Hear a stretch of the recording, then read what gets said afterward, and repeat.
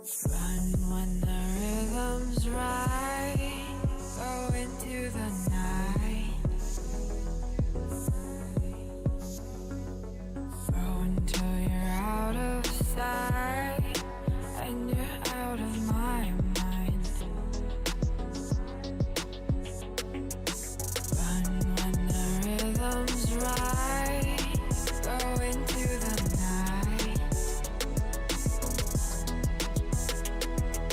Floating as the river flows, easy as it goes to the ocean. So walk on by, I've got no reason to love you, but I do, I do, I do. So walk on by, I've got no reason to love you, but I do, I do, I do. Show me colors of the sky, but all I see is gray. You lost me when you lied. Promise me, but you never try. Secrets in your eye, you go and run, I'll hide. Show me colors of the sky, but all I see is gray. You lost me when you lied. I don't ever wanna be crowned, just another prize. It breaks my heart, heart, breaks my heart, heart, heart, heart, breaks my heart, heart, heart, heart, breaks my heart, heart, heart, breaks my heart.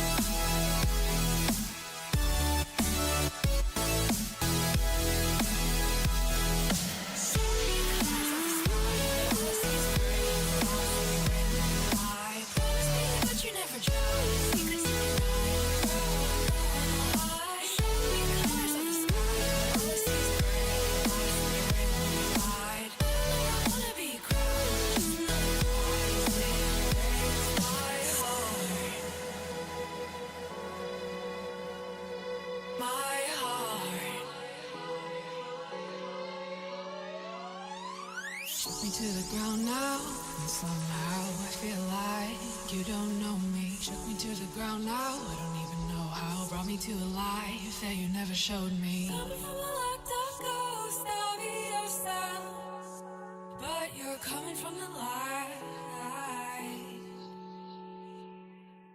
There's more to you than you ever thought there was. Yeah, you're coming from the light.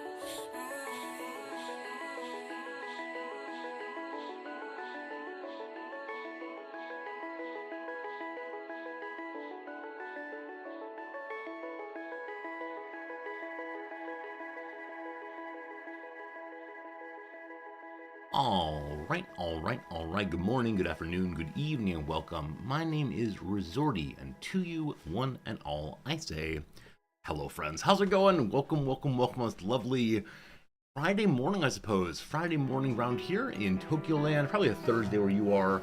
Noms is home. Hello, Noms. How are you? Oh, there's a Q-tip on the table. Okay. Hey, Cyber Oracle, thank you for that continuing tier 3 sub. That is so darn generous. I'm glad you're here with us. Namzamote, when one of these days. 54 months, Cyber Oracle, thanks for being part of our community. I'm glad we can keep you company in your evenings. That's good. How's it going, Marks? How you doing today, Jim? Oh, wow. We'll be right there, I promise. We're working away from bottom to top real soon. Jim, it's good seeing you. Jim, you encouraged me to cut and paste my drawn pic. What does that mean? I saw that message, I have no idea what it means. What should I do? Do cut and paste which picture? So confused. Hello to you, Strats. How's it going today, George? Welcome in the Freak and Silence. Hello to you, Sneaky Spudsworth. Jonah, it's good to see you. Hello, Micro Soup. Hello to you, everybody. All right, now, Nom would like to say something in particular. You mean about this? Yeah, you pointed at something in chat and said, oh, wow. Yeah, history teacher Steve submitted big grad school project for capstone course. A big project. Yeah. HTS, congratulations. Yeah. Grad school is doing its thing. I hope it's continuing well, and thank you very much for being part of our community, and we like to celebrate your accomplishments too. Well, I hasten to note that it is late February, so if you are on the American semester, in that case, you are very early with your project. Congratulations. Maybe it's not only the big project. Maybe it's not the only big project, rather. Oh. There are many big projects to come. Oh. Who knows? Maybe it is one of like 3 big projects. Yeah, absolutely. Possibly. Anyway, good job at History Teacher. Yeah. Thanks for letting us know. It's awesome to hear for sure. Hello, Sakutera. How you doing today? Slivers, always good seeing you, my friend. Hello, Alex. Hello to you. Kane. Hello to you, everybody. If I missed you, apologize. Nonetheless, we're glad to have you with us today. Oh, my business card picked to the screen when the camera didn't work. Oh, I see. Yeah, so before I started stream today, my camera was not working. And so I think the suggestion was, instead of this being here, wait, how would I do this? I need cut and paste it, like take a photo. Okay, yeah. But you'd have something like this, I suppose. It's perfect. That's exactly. Or maybe Jim meant literally cut and paste it. Paste it where though? With to the camera. But the camera's not working. This is the problem. Ah! It's very confusing. Nonetheless, hopefully that's never needed again. Hopefully. Noms, you're off of work today. Is one ever really off of work? One is never truly off of work. Nonetheless, you're doing your best approximation of being off of work. You are not at the school. Instead, you are here at home. I meant to set up a giant scene of why this is. I meant to put up a birthday garland and have a little, like, what was that called? The computer making of songs using very simple, like, bit tunes. That was called bit tunes, maybe? Like a MIDI track? MIDI, thank you. MIDI's the word I'm trying to find, yeah. The MIDI thing. Exactly. I wanted that to go, and then, like, gradually from the side of the screen would come in a picture of the Emperor, because today's the Emperor's birthday. Happy birthday, Emperor. I wonder if is it really his birthday? Or is it like some sort of ceremonial birthday? I believe it's actually his birthday. Oh. Yeah, I believe it's actually, I think this, That's nice. I think this holiday shifts with the new Emperor. So, There you go. That's There you go. nice. Yeah. I wonder what he's doing. I wonder too. Maybe he's sleeping in. I bet he's not. No, hopefully they take him to the big old Outback Steakhouse. He gets a big old Oh, steak, a yeah. Foster's beer, and they clap and sing an Outback birthday song for him. Is it the one that goes, happy birthday? Well, no, because that's the The Applebee's. Applebee's. That's Applebee's. For sure. He goes to TGI Fridays? Maybe so. Maybe he goes to all the restaurants. Oh, if I were the Emperor, I would go to every restaurant in Tokyo and extend my birthday for the entire year. Yeah. Anyway, we appreciate the day off for sure. It's a nice time. People thought it was your birthday, Noms. Are you ready to receive your birthday gifts? Everyone was so ready. Well, unfortunately, Noms. Sorry to say. Yeah, Noms' birthday's in October, so you missed it this year, or you didn't miss it this year. You missed it this recent 365, but don't worry. This academic year. This is exactly the problem. I still think in terms of academic years, no matter what else I'm doing in life. But that's that. Jonah, I see you there. Respond to Noms' message. Thank you. All right, very good. Oh. Calling people out on stream for not responding to messages. That's good. That's good use of my streaming. Yeah, that's not very Streaming nice. clout. That's how it goes. It's not very nice. So Noms, what are you doing on this, the Emperor's I birthday? mean, I think the response would be, yes. I think is the response. We appreciate you, Jonah, for sure. Yeah, what are you doing for your day off, though, Noms? Day off. I do have to write some email. That's good. That's good. So I'm hearing on your day off, you'll be doing some work. I have no plans. No plans at all. No plans at all. That's actually a really nice thing. As opposed to being like, filled up your day entirely with this and that. Well, if I had exciting things to do, that would be something. It would. I'll be ending stream about noon today, so a little earlier than usual. And we'll maybe go for a walk or go visit. It's raining outside. And actually, And it's very cold. the rain's gonna be turning to snow according to our Amazon machine upstairs. So yeah. Unfortunate. Yeah, I think this happened a couple times now where days off have been overtaken by bad weather. We can see whether that coffee shop is open. Yeah, Nom's been a fan now recently of going to coffee shops in the neighborhood that we've lived here for 2 years now, and we've gone to never. Yeah, I've been like giving it the side eye for 2 years, and I finally went the other day, and it's lovely. Yeah. It's lovely and expensive. Yeah, how much was it again for a simple mug of coffee? The coffee, I think, is like 1,000 yen. Yeah, so a simple mug of coffee is about $8 American. That is insane. I mean, that's probably what it is in America now. That I'm never going back. That's ridiculous. I don't know. I'm used to diner coffee being a couple bucks, and maybe the expectation though is in the places I tend to go to, you get it as part of a broader meal. Yeah. Where here, people just buy the one coffee. Yeah. And this is like a fairly standard, just black coffee, right? Not a fancy drink. It is, but they're also like a roastery there and stuff. or something. Do they also grow the coffee out back? Maybe they do. Wow. Maybe they do. Wow, that's a lot of money. I think it's more like that is all they serve. They serve black coffee.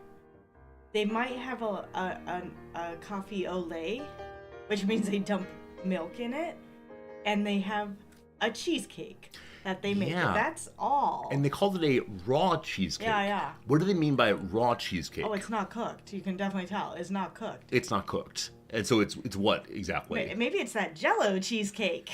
If I wonder if I bring up a picture of it, or if we can find a picture here. Oh, I'm sure. Oh, it's captured in our window. Hello, recent subscribers and followers. You can see the things that I see. Yeah, I had to restart the old computer earlier, and so it's captured in the wrong windows now. Yeah, I think it's more they're just a small joint, and they are in an expensive area. That makes sense. So it's called a raw cheesecake. Oh, remember we've made raw vegan cheesecake. I mean, this. I don't think what I had was raw though, or I had was vegan. Yeah, I mean, this looks like just standard cheesecake, doesn't it? Yeah, it's just not baked. I mean, the one you showed me looked like a pile of tofu, a glob of tofu. I mean, it looks like the white part of many of these. That's it? Okay. I don't know. It looks, not to be rude, but less appetizing than these do.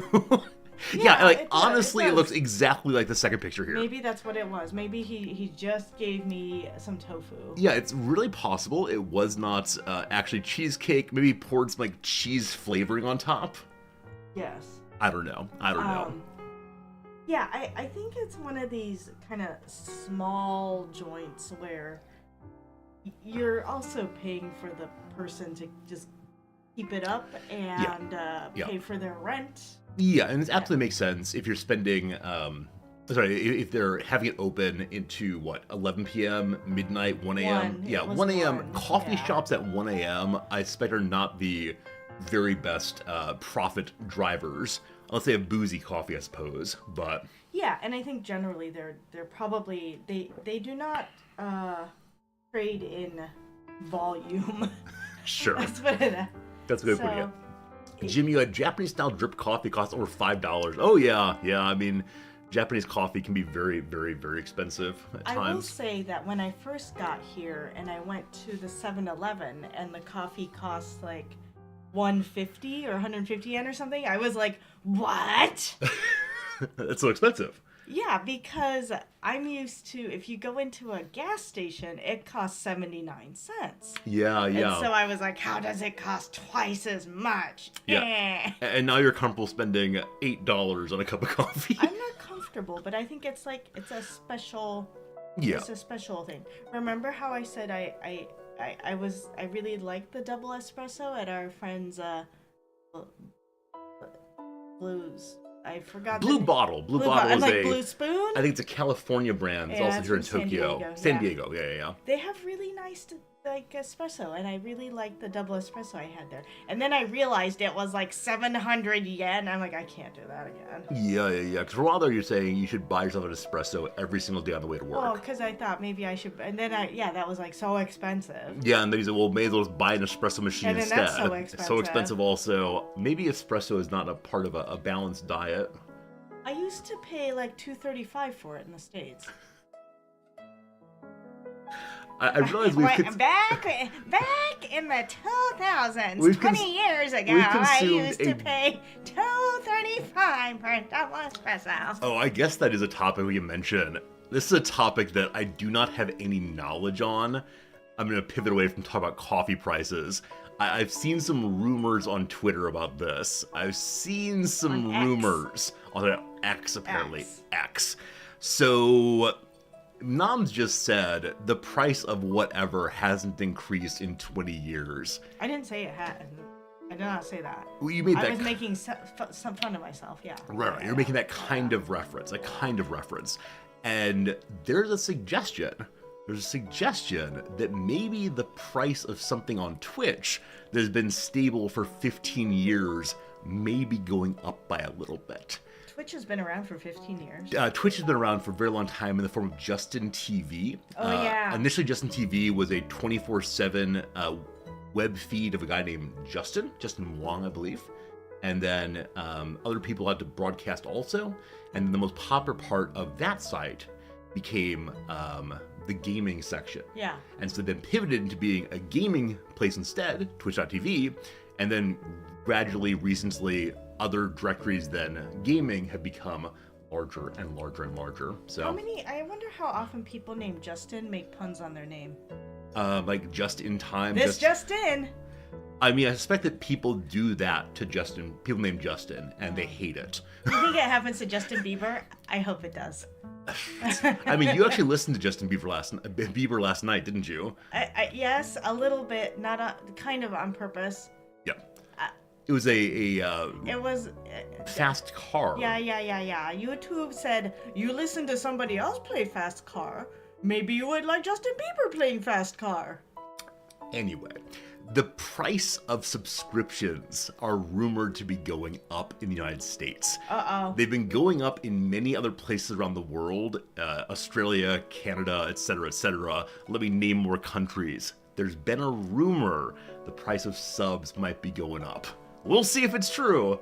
We'll see how things change, but just FYI, maybe it's coming, maybe it's not. They've been stable since Justin TV days at $4.99 American, so who knows? It's been $4.89? $4.99 Okay, that's for what I the thought, yeah. $4.99 for the default Yeah. sub. Papa Amazon wants profits out of Twitch, and this might be one way of getting them. So just FYI, that might be coming. I don't know. I did not like the cover, Justin Bieber's cover, Fast Car. You did not enjoy the cover of anything, really. You like the original Fast Car. Yeah. For Fast Car, I like the original because every single cover sounds like the original. So why not just listen to the original? I did not like Justin Bieber's cover because it was like marketed as like an acoustic thing, but then obviously they had lots of like echo and overlay and stuff on his voice. So like, what? Why? We're talking about two things at once. Very interesting. I'm can do that. HPG, it is the case that there probably is a dollar amount where people will say Twitch is not always on, right? The streamer I enjoy subscribing to is not always here. And so if I can pay the same amount of money for Disney Plus a month versus a streamer, why would you subscribe to the streamer? Except insofar as you want to support them directly, etc., and you can do so. I don't know the economics behind the scene. I assume they're very smart people from Amazon who have crunched the numbers and figured out it'd be a productive benefit to both streamers and to the company, but I've got no idea. No idea at all. So we'll see. If this place falls apart, I'm sorry. No, it should be fine. It's all good. We'll have a good time regardless, but yeah. But I was thinking streamers have videos on demand. Yeah, streamers do have videos on demand, but I think that the variety of things that one can get subscribing to Netflix, Amazon Prime, etc., is wide variety, right? Whereas I think on the streamer with VODs, number one, you can watch VODs for free. There are people who gate their VODs behind subscriber wall. Oh, yeah, that's true. This is not normally a good way to go unless you are absolutely huge or have some content that is unique in the world. And I certainly don't. I mean, it's just me, but, so we'll see. We'll see how it goes. Definitely Twitch Turbo is the way to go, where you pay one rate each month and get no ads at all. Now, with that said, I get no portion of that, so I think it's good for viewers, maybe not as great for old Resorty here. Do they should make a Twitch Super Turbo or Twitch Universal or something where you get to watch all the Twitch you want and be subscribed to all the Twitch you want for like an exorbitant amount of money per month. Yeah, and that way you can get all of the emotes absolutely everywhere. Oh yeah. I mean, that would be absolutely ridiculous. Yeah. I don't know what dollar amount that would need to be. $1,000. $1,000 a month. Cyberlocal, yes, good call. I do get ad revenue from Turbo units, Turbo viewers. That is correct. Ad revenue does still come in that way. It's just not the direct cut a la subscribers. But yeah, I do not mean to disincentivize any kind of choice a viewer makes on how they spend their money, etc. It's just a different way, for example. But yeah, no, I absolutely get ad revenue still. That way you can not watch the ads, watch the crossword, and we all feel good about it. So I'll definitely say more when I actually know more. I'll say more once an announcement's made, but that is the rumor out there. I would like to go back to the topic of covers. You may go back to the topic of covers if you like to. My favorite cover for many, many, many, many years was Jonathan Coulton's cover of Baby Got Back. This is Sir Mix-a-Lot's song. Yeah. Cool. Yeah. And then, for a while, I really liked Ted Leo's cover of Since You've Been Gone / Maps? Yes. He mashed the two together. It was a mashup cover. Woo! You're a big fan of mashups and covers all at once. Oh, yeah. Oh, yeah. Any idea why that is? I like things that I know being cast in a different light. Yeah, so I want to hear the exact same thing over and over again. You want to hear the familiar that is slightly modified. Oh, yeah. So it has the continuation of it is the thing you know, where for me, I just want to stay with the thing you know. But you then vibe out a little bit, like move past. That's I like HPG's cover, too. HPG's cover. Oh, a big comforter, it's a little weighted. Yes, Nam's got a weighted blanket a couple years ago now. And I think it's her favorite thing in the entire world. That's saying a lot. Among the top things in your life, it is one. Sure. There we go. There we go. But yeah, I mean, it's pretty good. I don't know what kind of covers I really enjoy. I think like a cappella covers of music that are not barbershop. Yeah, I think absolutely true. Barbershop quartets make me very, very happy. Is that strange? Possibly. But what is your favorite genre of music? Barbershop quartet covers. I mean, I think my favorite genre of music is jangly piano plus clapping plus people who say "hey." I think that's up there, which you once categorized as my entire taste. But yeah, I love barbershop quartets. I like the nakedness of it, like that it's entirely just the interplay of voices. Because I have a voice, and so I can imagine doing that, where if someone needs to play some stringed instrument, I've got no idea how to do that. It's totally unrelated to the things I can do in the world. I must love Rasputin. Gosh. Do you mean the Boney M song, Rah Rah Rasputin, lover of the Russian queen? Indeed I do. Indeed I do. I have possibly been singing this to Noms at various times in our relationship. Yeah, Noms has noticed I get stuck on one song often, and so I'll be humming some song absent-mindedly for days and days and days, and to break up the monotony, she will occasionally add to my song by singing out, doo-dah, doo-dah. It has become a delightful inside joke, I suppose. Is it maddening on your end when I sing one song over and over again? A little bit. Yeah, sorry. It's something outside of my control. It can't possibly be outside of your control. There are ways to control this. Oh, sure. If I notice it's happening, I know how to stop it. It's just I often don't notice it's happening. I'll be reading a book or, just absolutely sitting there and stroking Fritz, and then I'll find myself just singing. But yeah, if you alert me to it, hey, Resorty, you're singing again, I will then stop it. Yeah, I go, or, oh no. It's often a little embarrassing, honestly. It's embarrassing to notice that you've been doing something. Do you do it at work? You're like hanging out? And then... No, in my office I don't, because the Japanese faculty are so loud. The Japanese faculty get in these little groups. The faculty of Japanese. Right, the professors who teach Japanese, not the people who are nationals of Japan. And they just have conversations about their life so loudly in Japanese. I mean, they mostly teach on a Monday, Wednesday, Friday schedule, so. Yeah, I could move to Tuesday, Thursday to avoid this. Yeah, but... it's so quiet. Yeah. I'm gonna have to look up that Indigo Girls cover because I love the Indigo Girls. I may have mentioned to you, I definitely mentioned to stream that the Indigo Girls were recently on Tiny Desk.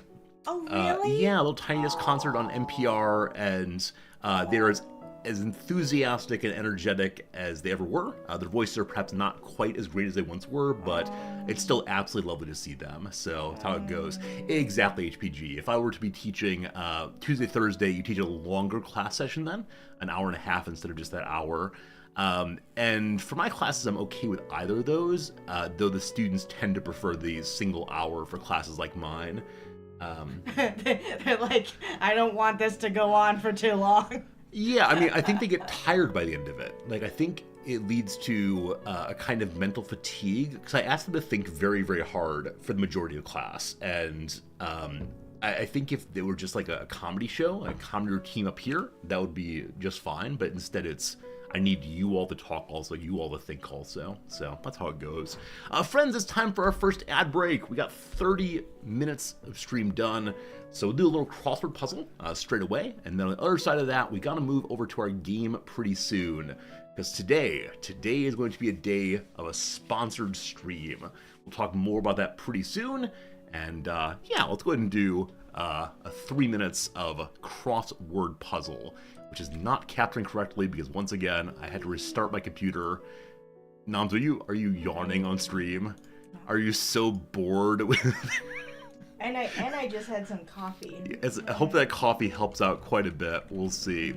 You wonder if the game is like Don't Starve. So we actually played some of this game during the Steam Next Fest. I think the connection to Don't Starve is initially correct. Yeah, absolutely. Good seeing you, Chris. It says, hi, Riz. Hi, Gray Bonnet. There's definitely you. Here we go, Noms. Our friend Robin Weintraub. Robin Weintraub, my favorite Crucive Look verbalist. at her. She's like this. She's happy and smiley. That's wonderful. Candidate with a 2008 campaign slogan, yes, we can. Si se puede. Si se puede. It is your favorite and mine. That's not true. It's your favorite. Barack Obama, very good. A spinning top marked with the Hebrew letters Nun, Gimel, He, and Shin. Is this a... Dreidel. Very good. Beauty marks, for example. Is that how you spell dreidel? I have no idea. Oh, okay. Is it EI, you think? That looks actually more plausible. Thank you for catching that. Beauty marks, probably moles. I'm not sure on that, though. Warm headwear options. Bonnet? Bonnet, toque, knit hat, possibly. Does not fit. Let's do some downs. Let's see how this goes. Neighbor of Yemen is Omen, of course. Blank tie, a piece of Western neckwear. Man, people have wanted me to wear a bolo tie on stream for such a long time. Maybe we play a cowboy game someday. We'll see. Landed on a perch is elite. Private dining quarters. Get it? Get it? It's the place where the privates dine. It's a mess hall. John Jacob Blank, a 19th... Jingleheimer Schmidt. Good. 19th century multi-millionaire. It's Astor. I believe he made his money in the fur trade. Marvel neurosurgeon turned superhero. Is that Doctor Strange? No. Is that, who's the guy that Benedict Cumberbundle played? Yeah. It is Doctor Strange. I think but why is it so long? Because you're right, Doctor. Oh, okay. Very good. Cumberbundle. Yeah, Binneldoodle Kundabunda. You know who he is. Winnie the Pooh, character whose name rhymes with Pooh. It's... Roo. It's great. When all blank fails is else. Words a bluffing poker player doesn't want to hear. I call. Uh-oh. Oh, no. I saw over on Discord there's apparently a new strategy game that is based on poker playing. So there have been a bunch of card games in the past, I don't know, years, possibly.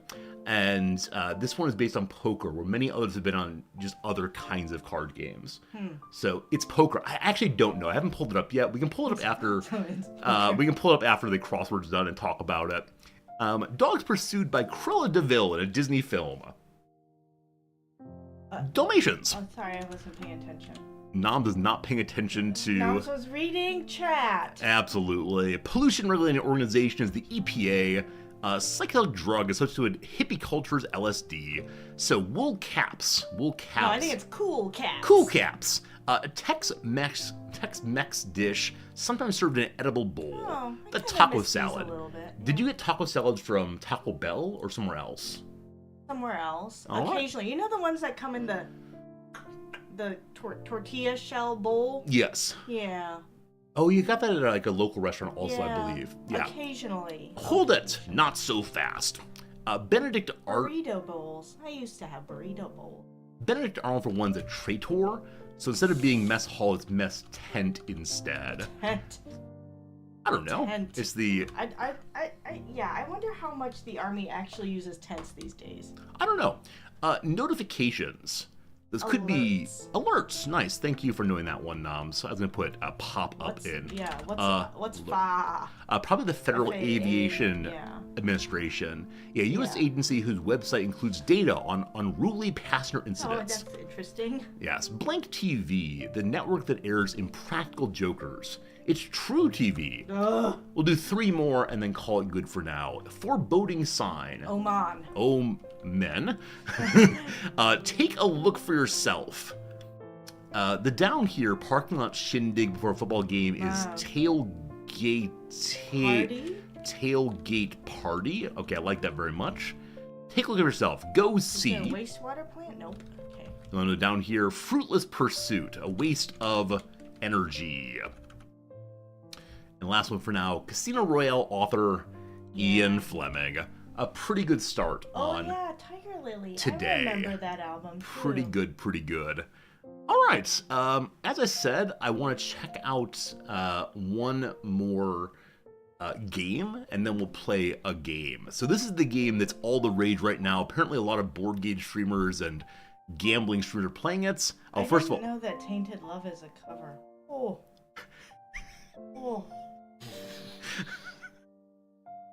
See, my favorite thing about you streaming, Knobs, is your voice gets so quiet sometimes. You talk about things that are unrelated to what I'm talking about, and it makes me very confused. Do you want me to talk loudly about things that are unrelated to things you're talking about? It's a lot of fun. We have a lot of fun here. First thing though on Noms, I want to show you a game that was announced yesterday, or maybe announced a while back, but I learned of it yesterday. It is called Kingmakers. Kingmakers there. It's a standard resorty base builder, but wait, you have guns and grenade launchers. The knights come running at you, and you shoot them. Apparently, you go back in time in this game with a full arsenal of contemporary guns and such. Do the others have it too? No, they're just Middle Ages knights. I'm confused. It's like Mount and Blade, a game where usually you have swords and shields also, but you're apparently the one contemporary technology person in the entire like the world. Vietnam War. Whoa, whoa, whoa, whoa, whoa, whoa, whoa. No, it's like a Connecticut Yankee in King Arthur's court, maybe. It looks like they took Modern Warfare, Yep. Call of Duty Modern Warfare, and stuck it in, oh, that poor horse. Yeah, I mean, usually I don't understand. these kind of games, you have a So confused. bow with arrows, and you shoot the horse. You shoot the horse with your arrow, and it goes down. It's very I sad. like how the tags are strategy, and the next one was third-person shooter. Yeah, this is essentially like Duck Hunt. If only there's a laughing dog. But yeah, you shoot the poor animals that don't. Oh. Look, he has a shield. He's made out of a shield. He's fine. Yeah, I'm sure it's gonna hold up really well versus an assault rifle. I think it's gonna be a delightful game. I'm gonna play it at least a little bit. We'll see how it goes. That looks ridiculous. It looks ridiculous, but I think it's pretty darn fun. Okay, the game that many It's of you. supposed to be funny, yes?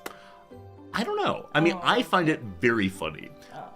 Just the unexpected combination of genres, the unexpected combination of history, periods of history, Yeah. eras. But yeah, we'll see how it Yeah, goes. like See how I it think goes. it's funny that guy that you showed was wearing chainmail. Chainmail is supposed to protect you against like stabbies, not against bullets. Yeah. Yeah. I mean, like I said, I'm thinking of it as Connecticut Yankee and King Arthur's Court, so it Yeah, could be good. yeah. The game we're discussing, though, is called Ball Atro, possibly. So, You can buy the soundtrack, and maybe the soundtrack's oh, very good. I've seen Dolphin Chemist play this game. He played it in early access, I believe. Who is this person, and why are they stealing my shtick? The person out here wearing a tie and yellow jacket.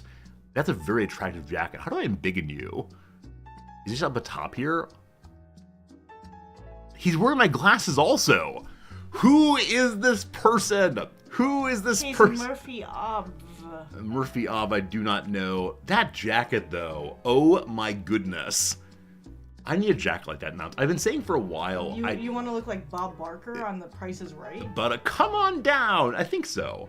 But yeah, I think. Oh, he has that mustache though. He has the little mustache that goes a little curly at the end. Yeah, that's his distinct feature. I might have to steal that mustache and grow out my hair a little bit more to work on. That's pretty good though. Pretty good. Anyway, I'm envious of his jacket. I keep saying once I lose some weight, I'll get myself some new jackets. This has not happened. The pastries are too good, unfortunately. I wonder if this individual wears a different outfit depending on what he's playing. Do the colors especially match? I don't think so. Well, I was thinking it's kind of like casino-y. Oh, that's a good point. Yeah, Like a yeah. croupier. Is that a word? Croupier? It's Sure. a movie. It made Jude Law famous. Yeah, I definitely could go to, where was it? It has relatively inexpensive suits. Vietnam, I believe.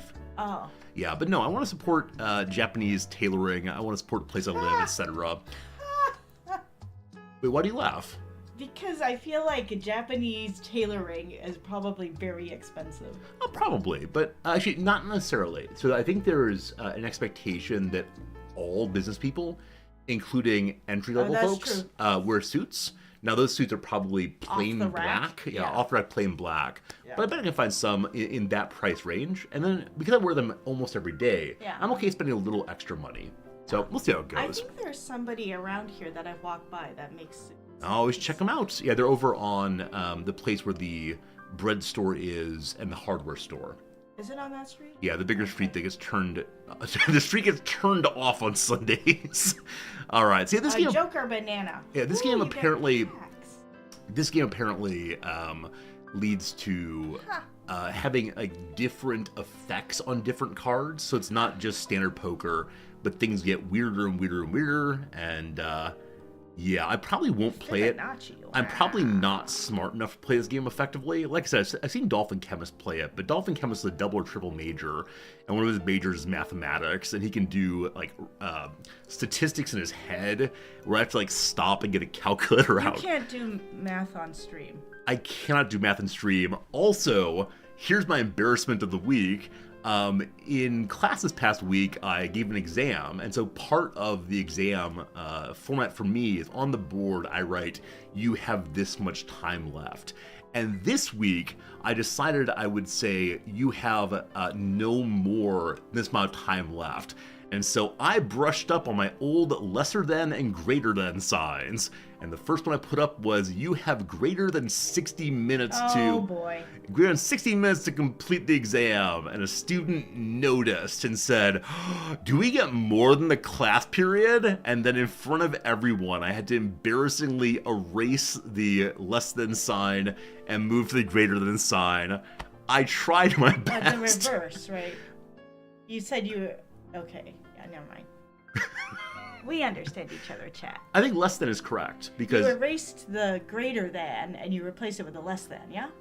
I don't know what I did. I did it wrong, and maybe I did it wrong again here. Anyway, I'm not quite smart enough to do this kind of thing, so maybe we'll not do that one. Maybe we'll see. Anyway, friends. Anyway, it's been a lovely time chit-chatting. I like how you can get additional decks, just like they show up like in a little wrapper. Just like in real life. Oh, I just realized I have to ask my friends what their favorite Pokemon cards are. Yeah, I know the thing eats the bigger number. The lion eats the bigger number. For me, it was a crocodile. The less than and greater than were taught to me is crocodiles want to eat the bigger number because they're hungry. I know this. It's just in the moment... I was worried about the exam getting started on time. I was writing like the rules on a board. Yeah. You all know... Huh? It's interesting. There are certain things that are like I don't think about it. I just know them, and then when you start thinking about it, then when you start talking about them, then I start getting confused. But otherwise, I just know them. And another one is like syllabification. But for some reason, your elementary educational system must have been broken because you just don't know these things. I never learned about the alligator or the crocodile. I just know it. I want to point out that Nam just patted my arm as she insulted my elementary schooling. But yeah, I've mentioned... syllabification. Yeah, to understand how many syllables in a word, I have to clap. So, you know... Some of my students had learned that you put your hand under your jaw, and however many times you touch it. Wait, so with a word like English, it's English. Yeah. See, unfortunately with that one, I feel myself wanting to move my chin more often than necessary. I don't know. But yeah, definitely with a word like, I don't know, potato, I have to go potato. I have to clap. I don't know why. I think many of these lessons that are taught in about 3rd grade, I never learned anything past that. And so it was never a thought of take the particular method and make it general. Like, I understand the process of abstraction. Allegedly, I teach that kind of thing. And yeah, I don't know. Just in those cases, and I mentioned before, when it comes to like mathematics and arithmetic, I have to count corners. Or I have to count corners on numbers I'm adding. So 4, for example, you count 1, 2, 3, 4, and ignore the 5th one at the bottom. I don't know why. And so I have to do 1, 2, 3, 4, 5, 6, 7, 8. Were I doing that kind of basic arithmetic? Wait, I'm so confused. What? All right, friends. I said I was going to start a game soon. I think we're in for 2 hours this game. So long as we get started by 10 a.m. my time, we're good to go. So let's go ahead and go to this screen. Let's go ahead and capture a different window. Oh, is this where you wish you had an iPad? Yeah, an iPad sure would be great. That is. Now, it could also be because I taught scansion for many, many years. Scansion. See, I know what that word means. I understand. Like poetry, right? So, like... Okay. So I taught it in Latin for many, many years, right? Well, what I mean to say is it's a regular part of 2nd year Latin, and so... I don't have problems with syllabification because I did it again after 3rd grade. So apparently I teach formal logic. I have done this before. Okay, so let's assume, again, I can do this automatically. I know that's just 8, no problems. But the way I was taught through arithmetic, and if it gets sufficiently large, I have to do this. I did just authorize purchase of an additional Wacom tablet yesterday. You do 1, 2, 3, 4. So you count the boxes. Okay. And then 5, 6, 7, 8. Okay. And then I know I counted to 8, and so it's 4 plus 4 equals 8. Does it work for other numbers? Yeah. So like 5, I was taught to do 1, 2, 3, 4, 5. I don't know why I was taught that way. How does it work for 6? Yeah. So for a certain point, I don't know if it works anymore. I want to go 1, 2, 3, 4, 5, 6. I don't know why. How does it work for 8? I can continue doing this. I don't know why it works that way. Yeah, 7 feels like it's not going to work. I don't remember all the ins and outs. 4 is the easy one to me. But yeah, absolutely is taught this way. I was never taught this. As I said before, I don't think I was taught math correctly in the formative years. I was taught in terms of particulars as opposed to generals. So can I just say that, didn't I just say that? And you were like, wow, how is it you insulted my elementary education? Yeah, I don't know. What if it's a different font? So this is being written out by hand, I believe. I don't know. Like, again, I understand there's a concept of 4. I mean, if you do 7 with the little hangy sign and the crossbar, you might be able to get 7 out of that. I don't know. I don't know how I do it, but this is definitely what I was taught. No, it's not 4 plus 4 equals 6. Like, I don't... Someone is going to capture that. Okay, like, I know it's 4 and 4 is 8. Don't worry, I'm not a complete idiot. It's just a matter of, okay. Did you not have little blocks? I was taught with little blocks. You were taught with little blocks? Like wooden blocks, or... I think I was taught with both wooden blocks and also plastic blocks that, like, stuck together. Right, so you take 4 little blocks, like 4 single blocks, and 4 little single blocks, and you count them all, and it makes 8 little blocks. I don't think so. Aww. That said, I missed a tremendous number of days of school. Aww. Like, I recognize that some of this is my doing generally, and so, like, I am to blame for my failures as a human being. I don't know how they gave me a PhD, but here we are. Wow. Luckily, it's not in mathematics. Yeah, and I was gonna ask if you had like the sticks with the like perforated, and then like the giant flat thing of 10 for 100. Yeah. I remember that in PE, physical education, we had these little boards you'd scoot around on and occasionally run over your own fingers. Yeah, those were great too. I love those, and the parachutes.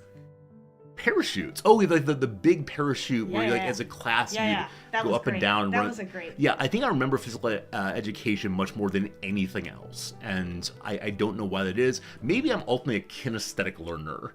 Maybe I do things with my body, which actually makes sense here. Like, I am counting corners, 1, 2, 3, 4. Look at my finger move. Is that how you learned the months too? Like which months have? So I've heard this thing. I'm aware of the thing that you can, like, count on your fingers to learn which months have how many days. But you all know full well, I do not know how to do this. I do not know which months have how many days, except for February, because it's the weird one out. Except, may I say, this year is a leap year. Yeah, very confusing. Yeah. So again, I know these things. I know that there are mnemonics and tricks. It's okay. I'm absolutely fine saying in this year of Google, we're able to look these things up.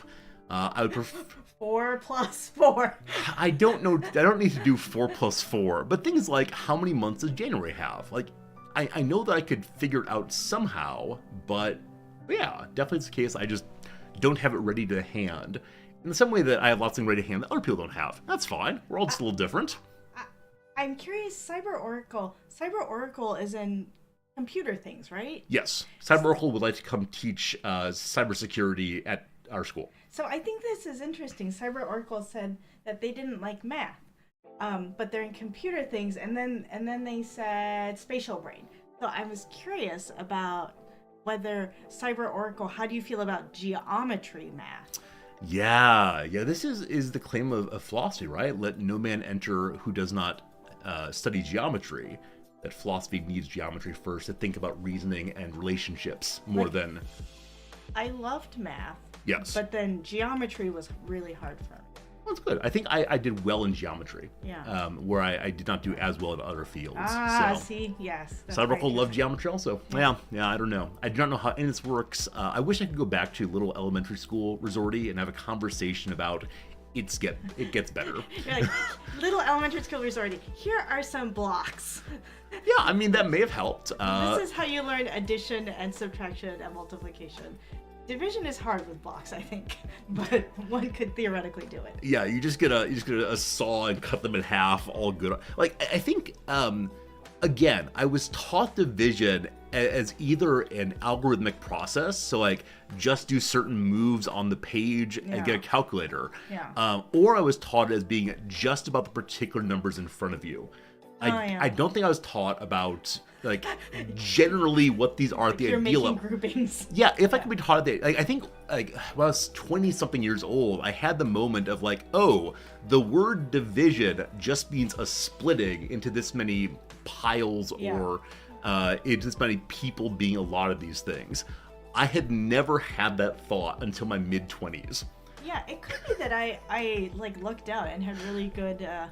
I guess maybe as my elementary school. I was in the same elementary school until fourth grade. So. Yeah, your father was also in the sciences. Yeah, but I don't think we didn't do science. You didn't do science at home. Okay, very good. That's at work, 9 to 5 scientist. I mean yeah, he was at work a lot because he had to go back and check on his lab. But yeah, you don't bring the lab home. But it could be though that because my parents. Or Asian immigrants in America that I got like all of everything was about school. Yeah. Right? So in the summer was about more school, and then so it could just be that I had a lot of additional enrichment. All of the birthday presents about school. Christmas presents about school. Yeah, where I definitely filtered myself into the world of video games very early and did not do the math games like Putt goes to the zoo or whatever. Oh yeah, Logo Turtle was so good. You've mentioned Logo Turtle. Love I know Turtle. Nothing about Logo Turtle. Logo Turtle's so good. Oh man! I think the thing about Logo Turtle too that's nice is one can claim that it teaches children empathy. Logo Turtle. Logo Turtle. Oh yeah, Logo Turtle is amazing. It still exists. It's still out there. The Terrapin logo language.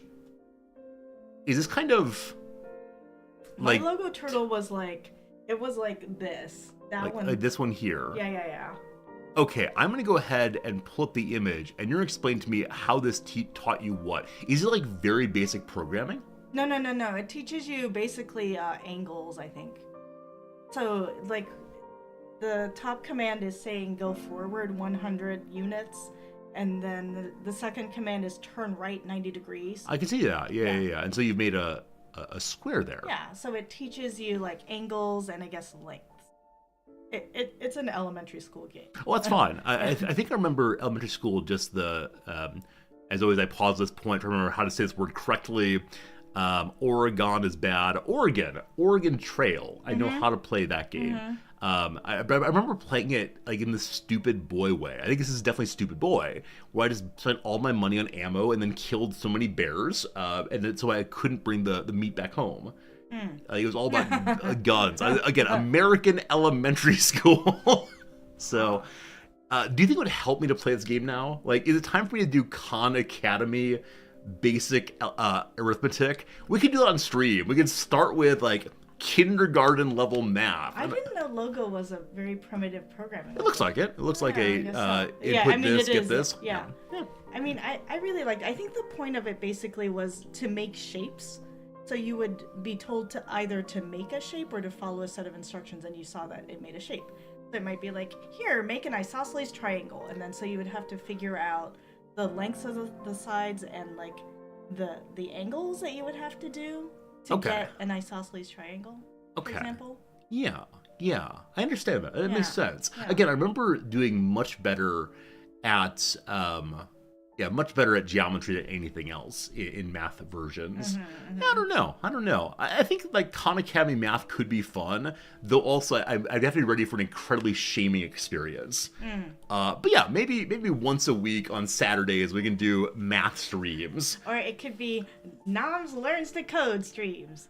Do you want to start your own stream? No. Like we could have our internet is sufficient enough here. We could run 2 streams at once, and you can get more viewers than I'll have. So Noms is currently stroking her hair. She says, no. I would like to also, I have something else to say. That's fine. Yesterday, I was speaking to one of our Japanese colleagues, like somebody from Japan, colleagues, and I said, hey, do you know about this TV show called Charles in Charge? And she was like, no, I've never heard of it. And so I had to explain the premise of Charles in Charge, and it seemed very strange. In what context do you have to explain Charles in Charge of our days of our life? Yeah, there's a person at work that I was that like is surprisingly popular with like women. And it was surprising to me. It's a student-ish sort of person. And I was like, yeah, I was talking to him and all of these women stopped by and like gave him things, and that was strange. And the colleague said, oh, they think of him like kind of like a big brother. He's like kind of like an uncle or whatever. And I was like, oh, I see. And then I was thinking that's kind of like Charles in Charge. Like he's kind of like their like big brother and helps them with stuff, and that's why he's popular. For a brief moment, I overlapped Charles in Charge and Three's Company. Oh. Yeah. Oh. And Three's Company is from the 70s. It is indeed. Yeah. It also has a somewhat seedy underbelly. Seedy feels quite wrong here. Prurience, maybe? I don't know, something like that. There's a lot of, like, swinger jokes. About Three's Company. Yeah, not Charles in Charge. I was like, what about Charles? What? Fine. Noms, I'm gonna get some coffee. When I get back, we will play some video games. Oh, no. Between now and then, you're in charge. Oh, you're no. in charge. I know that Scott. Ah! I'm sorry I bumped your arm. Oh, while I was holding a coffee mug. You good? Yes. Okay, very sorry. Yeah, I know Charles in Charge is Scott Baio. I didn't explain that to my Japanese colleague. But then I did say, like a lot of the 80s TV shows from the US have very strange premises. When you start explaining them all, it's like, that's very strange. Yeah, like Charles in Charge. What's up with Alf? I don't know. But my friend from Germany knows about Alf, so I guess Alf was popular in Germany as well. Yes. I guess Full House is also an 80s product. You did not like Alf. I mean, Tron TV? Tron TV is a show? Tron TV show. Dinosaurs. There were lots of dinosaurs in the 80s. Yeah, I remember watching a lot of dinosaurs. Is Tron TV show related to Tron the movie? Tron the movie has the Tron the movie, I guess part 2, the one that came out in the recent years, like in the last decade or two, has pretty good soundtrack. Alf has a Twitch channel. Oh yeah, there's a channel where you can watch Alf all day. I mean, if you think about it, it's kind of impressive that like they had a TV show that had, is it a suit or is it a puppet? But it's kind of and it was a sitcom, which meant it was probably live, like it was recorded in front of a live studio audience, maybe. So kind of impressive to think that there was like somebody in the Alf suit in front of a live studio audience. Oh, they play all the episodes of Alf. Yeah, I remember really liking it as a child. I feel like there were a lot of shows for me to watch in the 80s as a child. Yeah, I think there are a few Twitch channels, right, that play like things constantly. I think Bob Ross, does Bob Ross have a Twitch channel? Bob Ross has a YouTube channel, definitely. 2010 for the Tron, what's it called? I don't know why I can't remember the name of the movie. But yeah, that was a good soundtrack with Daft Punk. What is Daft Punk doing these days anyway? Okay, so Dogberry, you think Alf was more puppetry than a suit, but that's also impressive, right? It's like Sesame Street, but like Alf. Yeah, Tron Legacy. Thank you. Oh, Daft Punk broke up. That's okay. That's okay. They had a good run, right? Like, I was listening to some podcast or something where they were talking about Around the World, and when Daft Punk came out with that, and how that was such a different sound on the music scene, and and I think it may have been about like voice manipulation, right? So vocoders and stuff like that. But yeah, they had a good run. Jonah has never seen Tron. I don't think I've seen the original Tron. I know that a lot of people like it, the 1984 one with Bruce Boxleitner. So I haven't seen the original one, but the 2010 one is good. Yeah, it's a good movie, and it has Jeff Bridges playing Jeff Bridges in it. I feel like nowadays Jeff Bridges just plays the same character in all of the movies. But yeah, I liked it. It was good. Yeah, like Jeff Bridges in what's that one movie with the dude? I feel like that's the same character again. And also Jeff Bridges in Independence Day, also the same character, kind of, except like that one has more pep and more crazy. Captain Sheridan. Who's Captain Sheridan?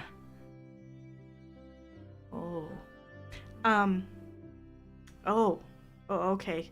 Oh, that's got to be some 80s references that I don't know. Jeff Bridges in Tideland. I don't know Tideland. Okay, Babylon 5. Babylon 5 is the sci-fi, the big sci-fi show that I haven't seen. So I've watched a bunch of them, right? Like Star Trek and let's see, the Battlestar Galactica that Resorti has not seen, but Babylon 5 I haven't seen. I just remember there's like in the ads there was a man whose hair was like this. It was like and it was a big shield around his head. But yes. Oh, maybe that's Farscape. Oh man, now I'm confused. Is Farscape the one with the man with the big hair? Oh boy. Babylon 5 is awesome though, apparently. I mean, I know that. Did you watch it? No. I didn't watch it either. I know that Rick Moranis had a large thing on his head in Spaceballs. No. Very well. No. Unfortunately, our little buddy Fritz, our orange cat, is so insistent. Oh, no. He wants us so badly. So he's sleeping in the upstairs in the bedroom on his heated bed. But then as soon as he hears me on the second floor, he comes running downstairs and wants all the pets. And then my coffee is done. I come back downstairs, and he follows me all the way downstairs. He will not come to the streaming room. He knows if he comes in here, I'll pick him up and show you all. But I feel bad for him. Like, all he wants is affection. He's the neediest cat in existence. Let me see if I can get him real quick, and then I'm back for real for game time. Oh, okay. Real game time soon. I want to look at photos of this man with the Babylon 5 here. Babylon 5. I know you all can't see the screen, but I want to see it. Lando Mollari. Lando. Okay. Oh, yeah. This guy. Dude. That's the guy with the big hair. Can you imagine being that actor and having to do that? Oh boy. Fast mouse. Having to do that every day before, like you have to arrive at work 3 hours before everybody else because you're in hair and makeup for so long. Hi, buddy. How do we make big? This one? Top left. Top left. Aha! Hi, buddy. Here is your Fritz word. How's it going? You want to say hi? Oh boy. His little toes at the bottom feel unsupported. Yeah. I think he wants to get down. Sorry, buddy. Oh boy. Yeah, he wants to play. He wants pets. I played with him for probably 30 minutes this morning, and then he still wants more play. Do you think he's related to... His name is Lando Mollari, and I thought maybe he might be related to Lando Calrissian. Yes, I'm sure they're all one big happy sci-fi family. Yeah, I think with Fritz, you mentioned this morning that his entire life, from kittenhood until a few years ago, had another cat in it, namely beloved Sasha Bear. And so it really might be the case that he's missing having something else around all the time. Which is, as you said, maybe we should get a new kitten. I mean, the rental company thinks we have 2 cats here. It's true. It is time for us to update our lease. We have a 2-year lease. Get it again? No, we should just get another cat and be like, this is Sasha Bear. Yeah, as we said before, though, unfortunately, rentals here in Tokyo, if you're having pets, it makes so many fewer rentals available. Because generally speaking, Japanese folks don't have pets. I mean, certainly a large number do, but it's not nearly as many as in the U.S., proportionally speaking. And so, yeah, we're blocking out a large number of rentals. That said, if we just buy our house, we make a house of our own, then we can have all the cats we want. One of our colleagues yesterday, I was talking to him, and he said, no, one does not buy a house in Tokyo. One buys the land. And then you knock down the house Yes. and build it yourself. As I said previously, here houses are expected to exist for about 30 years, and that is where I think in the U.S. we're used to keeping houses around a very, very, very long time. So yeah, he said it, or just directly near him, like there are 3 houses that have gone down and are coming back up. Yeah, it's a kind of overturning of buildings in a way I'm just not used to. Which I think is kind of strange, because as an American, I have the sense of, Japan's a place of tremendous history. Japan's a place of keeping the old around. And no, it's just not true. Yeah. You're either extraordinarily old, in which case you get to stay around. Yeah. But anything that's only a couple hundred years old, nope, knock it down. Is that what they do with people too? If you're extraordinarily old, we value you. But if you're just like 70, I mean, there might be some truth in that. I would like to point out this character. One second. This character to the left-hand side. This buddy. Is Billy here? What have him? This buddy is clearly based on turtles. And I want to know how often sci-fi races, species, are basically based on other animals on Earth, and let's make them kind of anthropomorphic. Oh, I bet a lot. Yeah, I think it is the case. There are only so many ways we know how to combine concepts. It's hard to make up totally new things, and so we just pile stuff together. That's how creativity works. Yeah. Like, okay, like maybe I too could be a sci-fi author, showrunner if I'm like, mouse. Let's take this mouse and turn it into an anthropomorphic race. Ta-da! I mean, I think the big trouble, of course, is all of your actors have to be humans, and there's only so much human hiding you can do. CGI. Right. We don't need actors. We just need. Who needs the Screen Actors Guild? We just need Andy Serkis walking around in various ways. This is the second Andy Serkis reference today in my life. Well, that's pretty good. I mean, I think Andy Serkis is everywhere. Yeah, I was watching the David Tennant opening to the BAFTAs, and he referred to Andy Serkis. Oh, is that really how it's pronounced? I did not know that. No, David Tennant is Scottish. Well, that's true too. I mean, I didn't know how he pronounced his name. Yeah, it's delightful though. Text to video. Yeah, did you all see the Will Smith eating spaghetti AI video? So apparently there was one of these 10 years ago, 5 years ago that had AI production of Will Smith eating spaghetti. Oh. And it was very, very bad. Is he and King Philip? King Philip? Came over for green spaghetti?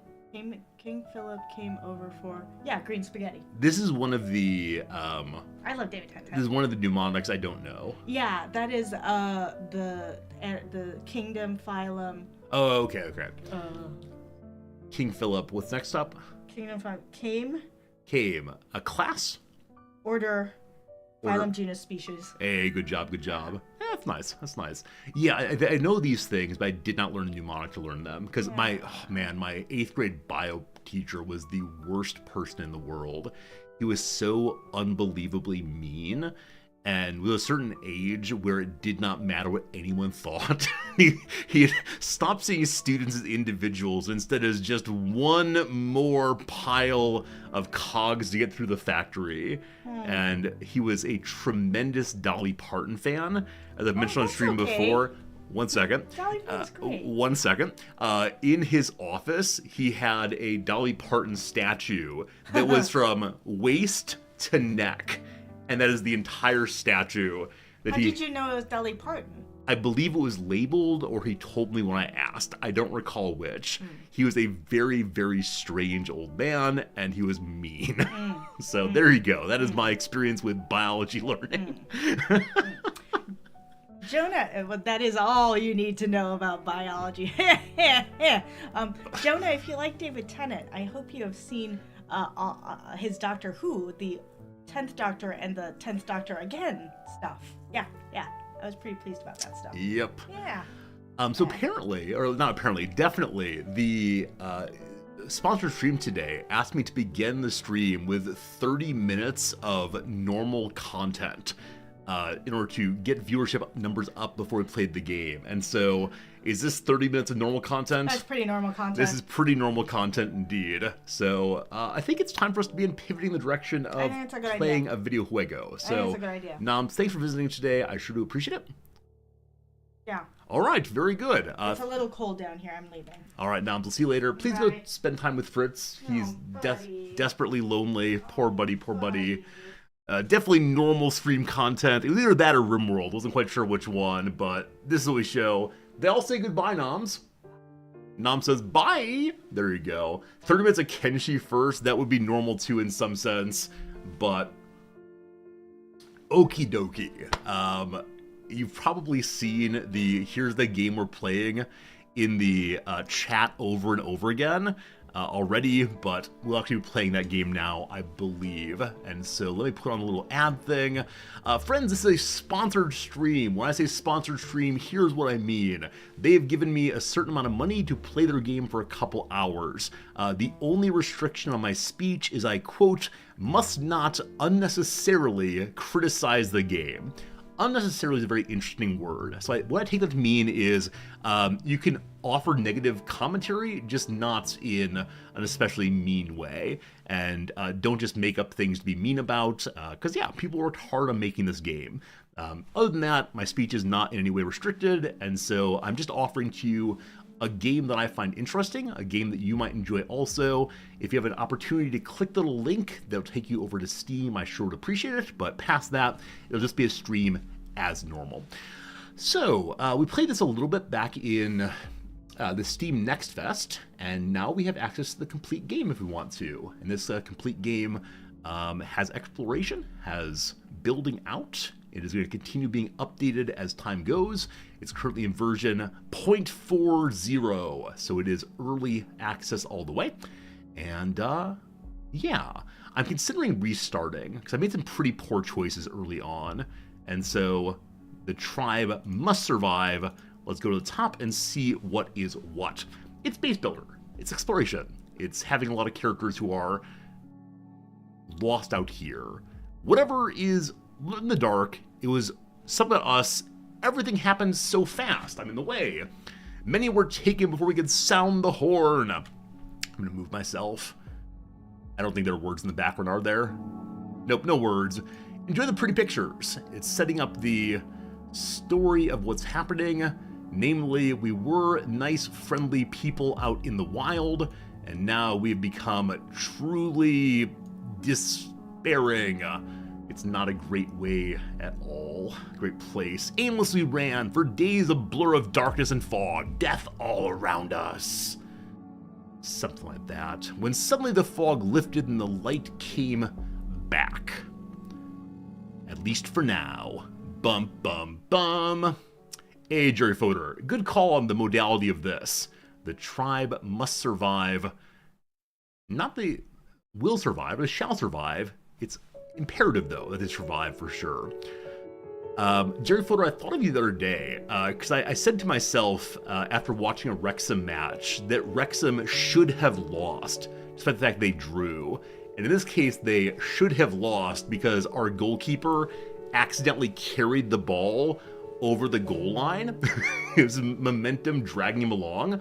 And the goal was not called as a goal. And so we should have lost in the sense of if an omniscient judge were determining the outcome of the game, we would have lost then. But the frailty of ordinary referees made it so we instead drew.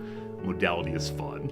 All right, here we are. This is the beginning of the the game. Our people are horrified and confused, but at least they have the fire. In this game, like many other base builders, you cannot directly control your characters. Instead, you have to assign them to jobs. And the first thing you do is to set up a stockpile where people are able to put the items. And I see right away that there are stones here, I believe, and trees here. So I'm gonna throw it right here, because characters do need to walk items back and forth, back and forth, back and forth. That is done. Now we need lumber camps, beginning of wood. Also, I don't have the game music on, do I? The part where we didn't have any voiceover in the game is because I forgot to unmute the game. Well. Welcome to the sponsored stream, where I do not put the game on at all. My mistake, sorry for that. We need some lumber camps now, and yeah, we need 3 of these to begin cutting down trees. Wood is the basic for both keeping the fire on as well as for ensuring that you can begin building new buildings. Now, with that said, the first time I ever lost this game, it was because I failed to have enough wood coming in, and that is most distressing. They get to work. Next, we need a granary to hold our food. The tutorial opens things bit by bit. I'll keep it towards the middle still. Eventually, the fire will grow. We'll see more around us. But right now, we have only 3 wood, and the fire currently consumes 2 wood per hour. I think putting the granary up so early was a mistake. I should probably wait until we have more wood saved up first. Why are you going into the darkness? To chop on a tree. So it is currently nighttime, and the fire's gone out. Good. All right.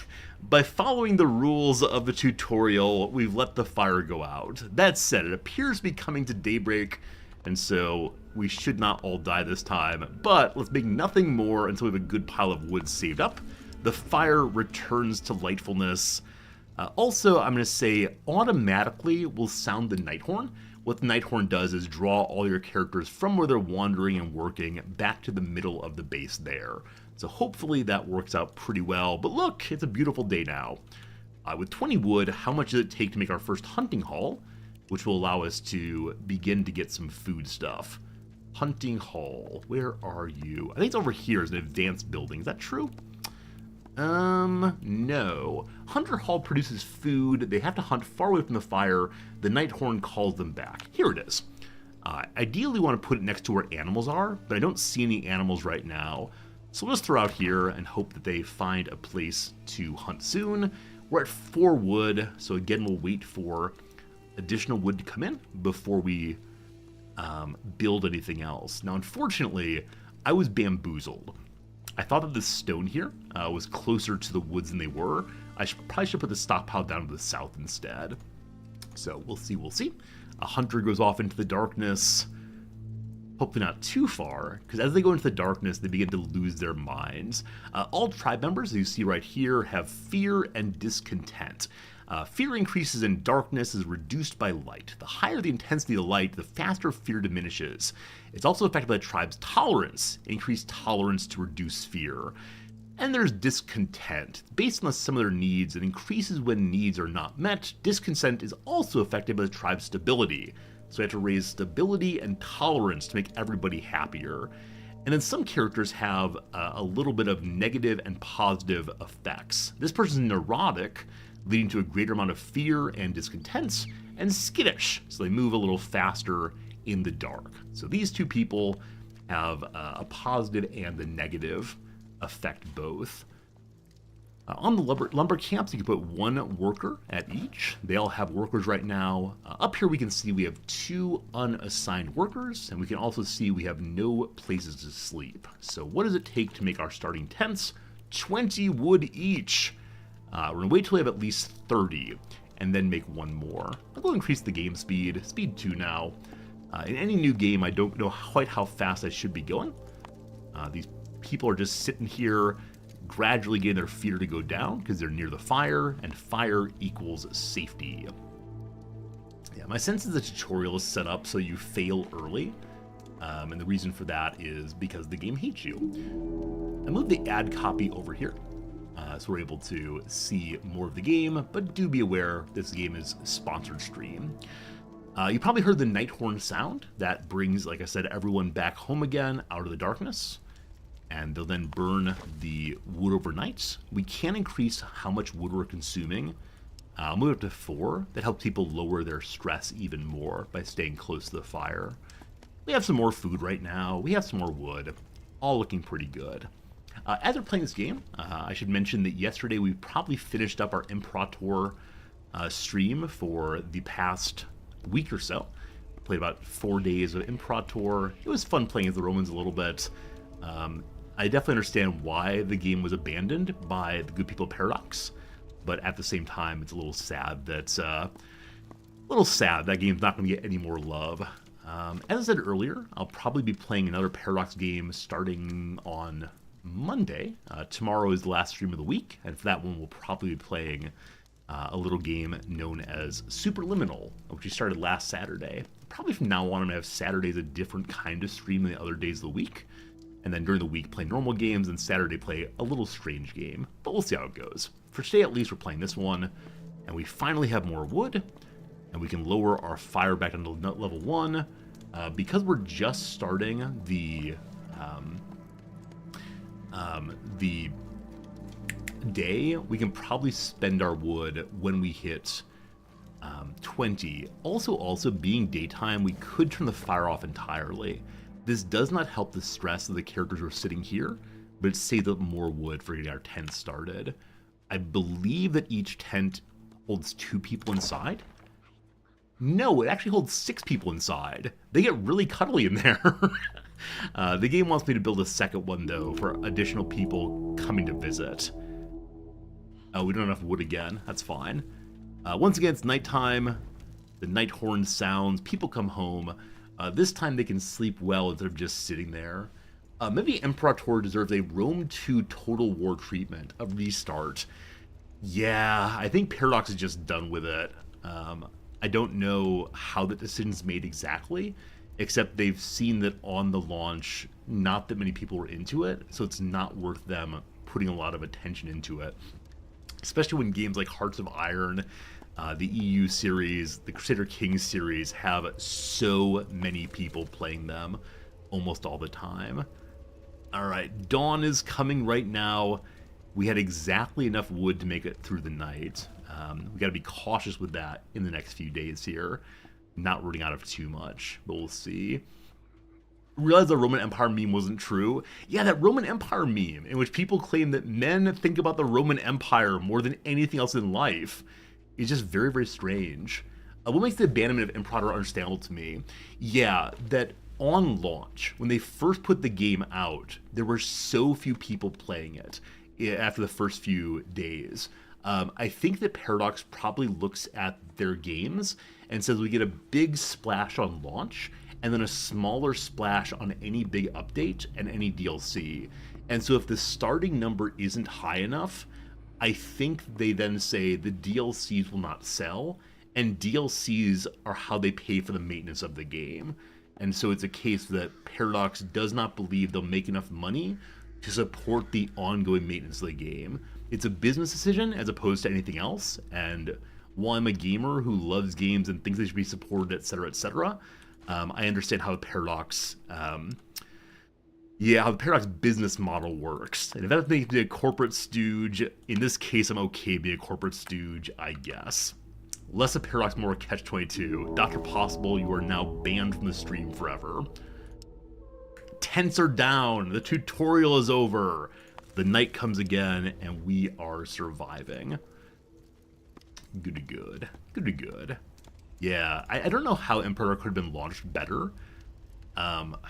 Like I've said previously, I do wonder to what degree all of the names, which are very long and hard to read, were discouraging for players. And I also do kind of wonder to what degree the mechanics are just not super clear as one gets started. Like, my first day or two playing it was pure confusion. And that's true of any CK game. I think the tutorial, though, is not nearly as good as other games' tutorials, namely CK3 and Victoria 3. And so that probably got some people to give up fairly quickly. Because there's a certain population of Paradox gamers who just enjoy CK3 and the roleplay there. There's not quite so much roleplay in Imperator. It's more similar to EU, which has very little roleplay. A lot of people just push buttons very quickly instead of reading anything. So hard to say. Another daytime. What should we do next? So we have enough houses for plenty of people. We are still getting a good amount of food here. 20 produced in the last day. Is there a way I can see the consumption of food as well? Interactions. Nothing. Behavior. We can see what people are currently doing in the world. 2 are simply idle. We're going to need more wood, so I am going to go throw up a couple more of the lumber camps up this way, just to make sure everyone's employed currently. And then I'm going to look through the other buildings to build. We probably need at least one more of the hunters' huts, because we're now up to 7 people. I don't exactly understand where people come from this game. I'm not sure if it's a kind of reproduction or instead the drawing in as this is the one place of light in the world, or what. But we'll go ahead and make another Hunter's Hall. I'll throw it right next door here, and they'll head out that way. How's everyone's mood looking right now? We can see what's lit here. It's not too much, but hey, a couple people's fear have actually reached higher than green. So fear is better when it's lower. Yeah, they have this shocking past, this base of 10 points of fear on absolutely everybody. Don't quite know how that works, but we'll learn more as the game goes on, I'm sure. So with the wood I have right now, the night is nearly over, so we'll increase by 1 more. That should keep people walking closer a little happier. I don't know if people will go to the fire when they have bad amounts of fear, or what exactly. Nonetheless, dawn has come. We turn you back off again. We go out of the lighting menu and onto just normal life. How do I turn lighting off? There it goes. And as of now, everyone's got a job, so we can just wait and see how things come from now. But other buildings will need. There are flood barriers. Stop floodwater and acts as a walkway. I don't know if it helps move faster. What I do know, though, is it needs stone for that. So I believe this stone pit will be the next building to build. It takes 80 wood to do. And it can go right here on top of that stone, so very close by, but we're going to want to wait till we have 100 or so wood, I believe. So that might be a couple or few days. I think this game starts relatively slowly, but then really picks up once you have a large population doing a lot of things. And then eventually you can send your characters out to explore other parts of the forest around you and find interesting activities and storyline missions. And I've never succeeded in one of those because I always sent out too little food and the people lost their minds. So I don't quite know. Last time I played this game, I actually never turned the fire off. And I believe that was a bit of an issue. It was burning wood all the livelong day. Also, we've gathered a new person. Her name is Kuvioi Holferuva. She's waiting for the fire to turn on. There we go. That keeps everyone working. Because she's a loose worker, I'll make 1 more lumber camp and help out. Got a question here of, do trees grow back over time? I do not know. It's a fine question. You're right to ask it, but I have absolutely no idea. Keep laboring, all of you. Alright, our influence is 25 and going up. What does influence mean? I see that part of what affects influence is time since last riot. So, is influence a mechanic that means what control do I have over my people, or something else instead? I'm just not sure. It's okay though. We're in Act 1 of the game. Act 1's Arrival. I don't think we reached Act 2 in last playthrough, so I'll be curious to see how we move on through the acts. Oh, here you go. Here's something. When the fog lifted, only a few of us were left. Darkness and death still wore heavy on our minds. We'd arrived in this place where we could set up our fragile flame. So, tolerant change is cheaper. Everyone gets lower discontent. They're very unhappy what happened before, but through darkness and fog, chance of shadow death is lowered. So, during the act, you get some bonuses. and also the negative of whatever happened before. Interesting. Friends, it is now time, though, after another hour of stream, for an ad inside the ad. 3 minutes of ads, 3 minutes of crossword, and then we get back to our Tribe Must Survive playthrough. I might be able to finish the crossword this break. We'll see if that's true. Religious offshoots are sects. Pot, for example, or what's grown in a pot. Pot or what's grown in a pot. So plants are grown in pots. I think that Dalmatians is spelled wrong here. So plants in both cases. Antlered Yellowstone grazer. Is that an elk possibly? The down is get bested by, namely lose to, so elk looks good. A fire blank, a circus performance. The fire eater. First words in many fairy tales. Once upon a time.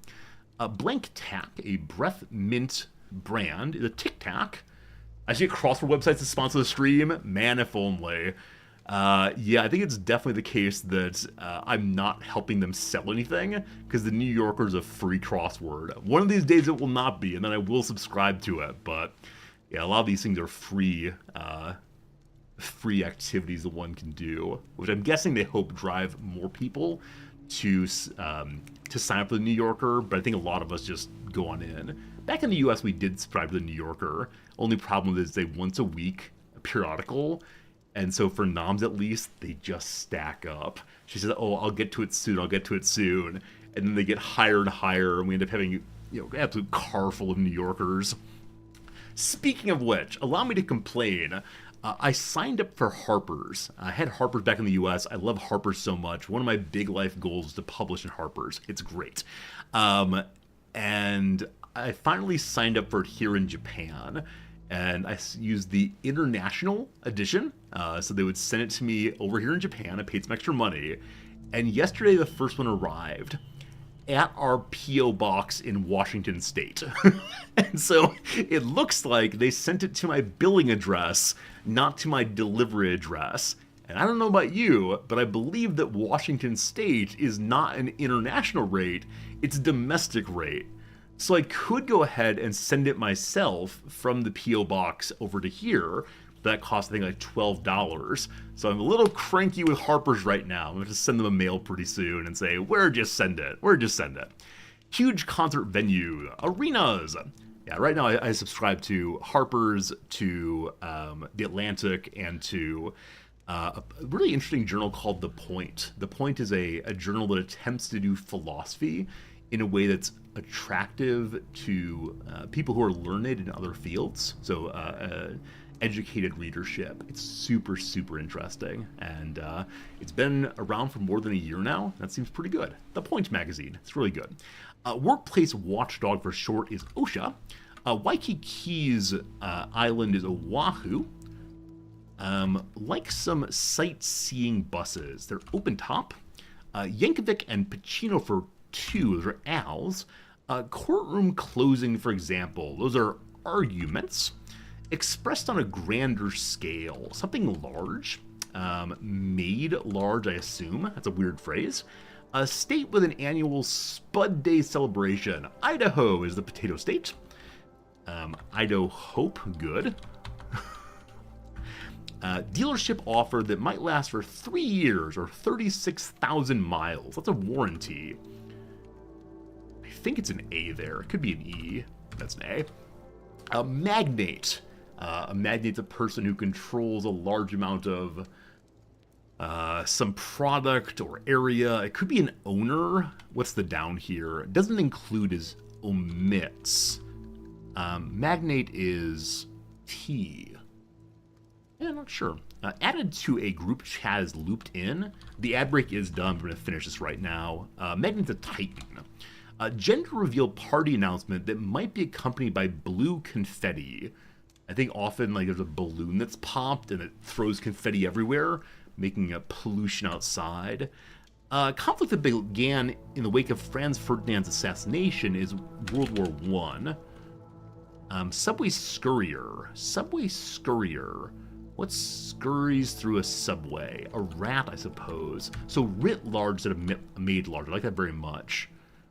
It's a boy. And lastly, like the weather in many Hallmark Christmas movies, it is snowy.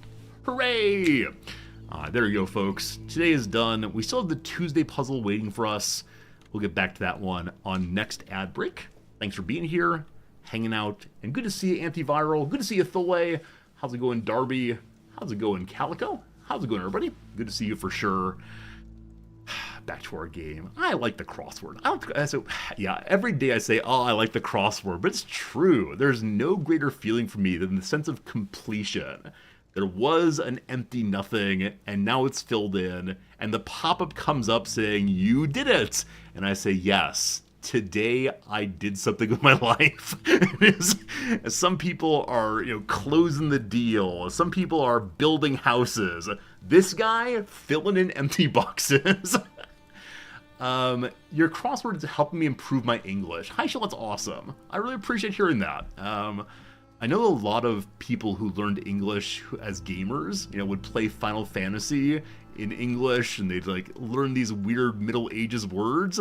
I think that's really fun, though, to learn a language from engaging with someone in the language in a fun way. If only I could find a Japanese streamer who spoke in very, very, very basic Japanese. It'd be so helpful, but unfortunately not. Friends, we have 107 wood. It is daytime. Turn off the flame. And build ye the stone pit. That's not the stone. Build ye the stone pit. There it goes. What's the massive ad for? This is an ad. This is a sponsored stream. Is there a bot command for ad? Let's see. There should be one that explains it. There's not, though. Yeah, what it means, I've been paid money to play this game. They paid me a hefty little fee that says, I'm allowed to say anything I want to, do anything I want to, but I play the game, I show it to you all. Federal Communication Commission rules require that anything that is an ad online requires really explicit labeling. So I'm staying in line with the law. Now that said, I don't live in the US anymore, so I wonder. Twitch also requires it though, so they don't want people to be doing hidden advertisements, which is pretty cool and understandable, and I appreciate that they're quite open about these things. So one of these days you're going to see me playing Raid Shadow Legends. Download it now for 1,000 game bucks, and the new character you get for free. You'll see that one of these days with a big old ad up that, no, you'll never see Raid Shadow Legends here. They've offered me so much money. It's absolutely stupid. But it's a game that thrives on addiction. It's terrible. They'll come for my P.O. box. That's right, they're going to seize my P.O. box if I dare not use the ad label. They'll go steal my Harper's magazines. No! Everyone's assigned now. We have one of two workers at the stone pit. The stone pit maxes out at only 500, so there's only so much there for now. Do they play card games at all? Are you asking about that new poker game? If so, I've seen it, but I think I'd be very bad at it. I did not grow up playing card games. No poker or hearts or anything. So I'm aware of these, but I've never been a card game person, in part because I'm very bad at calculating odds on the fly. And to do well in games like that, you have to be able to calculate odds somewhat on the fly. Oh, daytime, turn you off. Have I played the game Snap? I don't know what Snap is. I know the game BS. I know the game Oh Heck. These are what they were called in my religiously serious family growing up.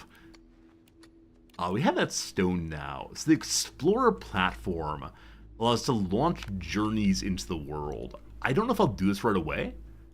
Oh, can't do it yet. I need more of something to do that. 15 stone, 20 wood. We have 15 stone now. That's good. Marvel Snap. Oh, Marvel Snap. I think I've seen someone playing that. I think it's a mobile game set in the Marvel Universe, maybe? I think it's similar to Raid Shadow Legends, but I'm not quite sure on that. But, yeah, I know of it, but no, I have not played it, nor am I sure I would do so. We're turning off the platforms right now, because I think if I send someone out, it'll be quite the bad thing. They'll get lost in the woods and have a terrible, terrible time. But from here, we can send people to explore beyond where we are. All right, other possible buildings to build include the crop farm, the tinkery. We must seek to understand what's been hidden from us. Tinkery workers conduct experiments to produce research points. I do not know what research points are yet. They are not indicated up here. They are here, though. So maybe it's time to begin to educate our folks. We also can build outpost fires. Limit 1 per camp, though. So does that mean 1 per screen, or it needs to be kind of far away from the first one? It's unclickable, so I assume it means 1 per game tile, most likely. Also, an ore mine, if we can find some ore. There's little beacons we can make. The beacons consume wood, like the main fire does, but it lets people work farther out. Even the smallest flame cannot be touched by the dark. Yeah, this is definitely a place where we're able to expand our territory and waste more wood. That said, the wood's going up pretty quickly. We can fit 2 more people into our base before we need to make more housing. With that in mind, I'm going to go ahead and make more housing right now while I'm thinking about it. And I want to know what's beyond what we can see so far. Ways to do that, I assume it means put additional buildings out farther that people have to walk to. And the farm seems like a lovely thing to have. We have exactly the stone we need for this. So we'll start a farm out this way. Has a little grinder on it, it seems. What's the game about? Yeah, it's a base builder, an explorer game, logistics like usual. You're playing the role of an overseer of a tribe of people who have seen some horrible, horrible things. Their world has been cast into darkness, and they're trying to grow the flame so they're able to survive, thrive, explore, and keep the horror at bay. So every character has fear and also discontent. And man, the fear is getting higher and higher on these 2 characters. Does the explorer explore the fog of war? I believe the explorer explores the game map. So you can send them into these further areas, and they will then learn about those areas. And I think you can make new camps in those areas also. Right now, though, I'm just trying to stay in my one little tile here and hope for the best.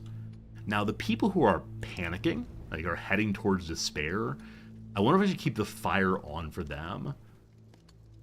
But can I identify where they're working? So the 2 people who are least happy are Yoki, who works at a lumber camp, and Helio, who works at the Hunter's Hall. Okay, I think to make these people happier, I'm going to throw the beacon. Once I have stone, I'll throw the beacon between their work locations. I think it's just they work so far away from base, they're hunting up here, that by the time they come back out of the dark, they're quite bummed. Philby asked, do I have any good podcast recommendations? I don't really listen to podcasts. My wife listens to a bunch of them.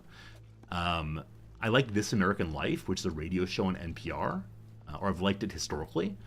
But no, I'm not a podcast listener. I'm a book reader and a gamer, and that's about it. But yeah, I think it's the case that probably other people in the channel have good podcast recommendations. Oh, that said, my favorite podcast of all time is a limited series. It's called S-Town. It is one of the most heartbreaking and beautiful, heartbreaking and beautiful, and kind of,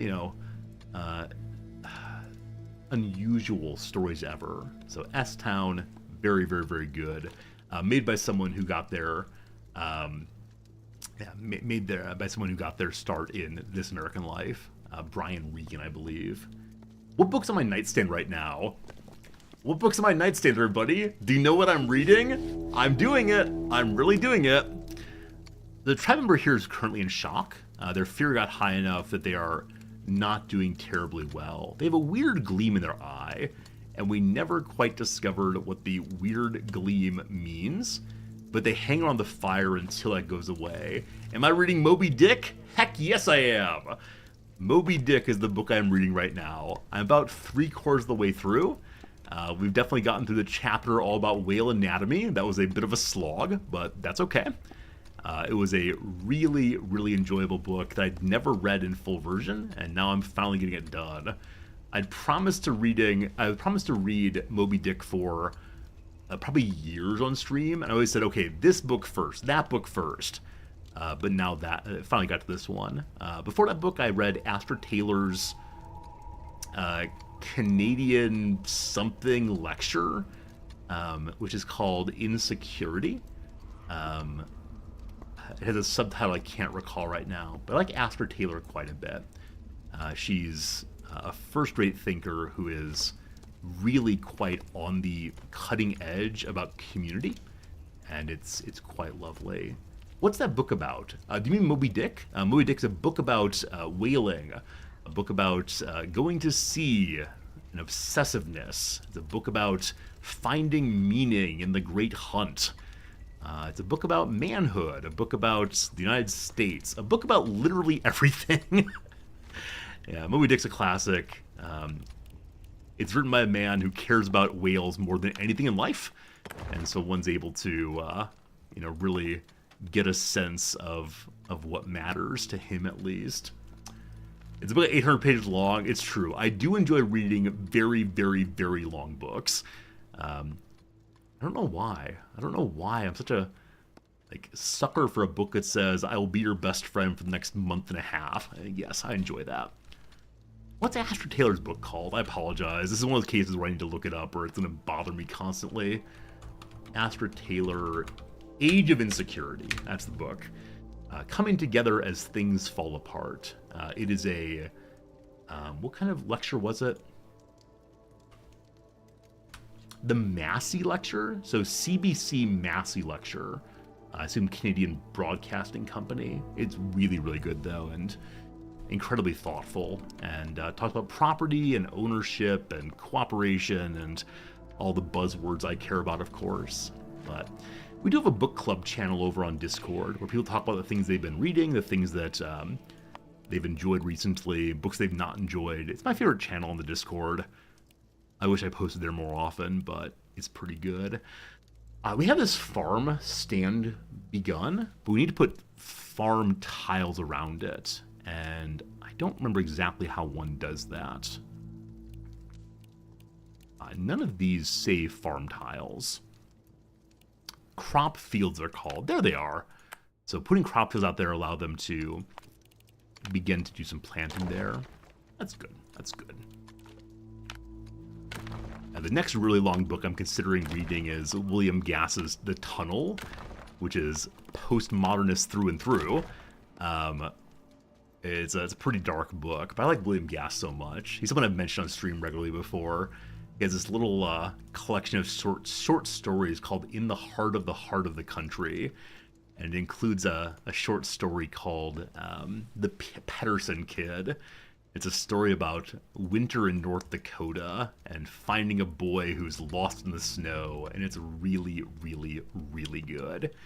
And man, if I could read it again for the first time, I'd be so pleased. The book I read before the Astra Taylor was George Saunders' most recent collection of short stories called Liberation Day. George Saunders has some magical realism weirdness, a lot of stories about how bureaucracy works, a lot of stories about being stuck in systems that do not care about you, and what dehumanization means in a very funny way. So I should make audiobooks. I have the voice for it. I stutter, though. I like the idea that I could make audiobooks, but occasionally I have trouble reading and and so on, so yeah, I don't know. Also don't have that much time. I spend a lot of time just playing games instead. Alright, so unfortunately, Hello here has become delirious on top of having a weird gleam. Her fear level is still dropping. I don't know if these things go away ever, or if she's going to permanently have her despair. She's low on sleep, she's low on spirituality. Just go to sleep. Go to sleep. Don't despair. I'm not sure. Yeah, if you want to join the Discord, just !Discord. There should be a link there that'll take you over to our channels or our streams Discord, hopefully. Okay, this character is also gaining a tremendous amount of fear and such. I think it may be too far away from them to get to the little camp here. I do not know if it might be good to make people's houses closer to their work sites. Also, I've gone north and north so far. Maybe we should be going south as well. We have one unassigned worker. The crop field out here has a worker assigned, but again, it's in the dark. So we could step the fire to level 2 to get even more light during the night. To do that, though, I'm going to need to have additional lumber camps going. And so I'll throw another lumber camp down to the south here, and hopefully we'll begin to eat into the forest and reveal more down that way. I believe we are gaining wood, as long as we do not produce too many things, make too many more new buildings. Lots of population space still. Lots of good stuff going. Awesome. A fallen explorer. So here's our first event of the playthrough. I like any game that gives me events where I can make a choice. We find a stranger dying while lying near our camp. Her tattered clothes are caked in mud, and the strange leather coverings on her feet are soaked red. In her hand, she grasps a small copper device, completely alien to us. The woman barely has enough strength to speak. She asks us to carry on the lost knowledge she's managed to gather at great cost. Please, the builders, it cannot be lost. Not after everything. Judging by her shallow breaths, she won't have much time to share. So we could ask about their copperworks. If we do that, we get the refined copperworks. Building upgrade copper cost goes down. We haven't yet seen any copper nodes, but I'm sure they're out there. Ask about research methods. Building upgrade research is cheaper. Ask about her tools. Resource gained when destroying a building goes up. Or ask what happened to her. It could be very polite here to ask what happened to her, but I'm guessing she'll die with no learning. Let's be a good guy. What happened to you? The woman looks surprised that we ignored her request to carry on the knowledge. However, us caring about her journey seems to have touched her. She takes a few deep breaths to gather her strength. Weeks I wandered, months, until I found great ruins sunken beneath the ground. A city of stone, copper, and things I could not recognize. I climbed deeper and deeper until sunlight was days away, and I saw there, trapped, that thing. Fear overwhelmed me. I missed a tip. Flowbay, I apologize. You tipped me $10. I completely missed it. Love the streams and your vast knowledge of many topics. Thank you. I'm sorry for not seeing that till just now. 12 minutes ago. Shame, shame, shame on Resorty. If you're still here, I appreciate it. If you went away, I'm very sorry. But thank you for your kindness. No worries. That's very good of you. Oh, what generosity. Also, Jerry Fodor has a suggestion for us, a podcast called In Our Time from the BBC. I think my wife listens to that one. Melvin Bragg has 3 academics come on, talk about some of their experts for non-expert audiences. Yeah, that sounds really cool. There's also a YouTube series where they have experts on to talk about some very specialized bit of knowledge at 5 different levels, I believe. So they have the expert talk about their topic to an elementary school student, to a high school student, to an undergraduate, to a graduate student, and to a fellow professor or expert. And so it's things like, what is time at all these different levels? Or, some mathematical concept, or something about the history of philosophy, explained at all these different levels. And it's so cool seeing the progression of thought and how good these teachers are to be able to engage someone at all these different levels. Unfortunately, I don't recall who makes these. If you go on YouTube, though, and look for Expert Explains, that probably won't help you at all. I'm sorry. Half-remembered story, no idea. Hey, Mark the Markist, the Markiest Mark. Thank you for the generous Prime sub. It's good to have you with us. What's that thing called? I realized this morning I've increasingly become okay with just stopping the gaming part of the stream to pull up other things. And let's see here. So, Hello? Hello? Hello? Okay. Expert explains 5 levels. There it is.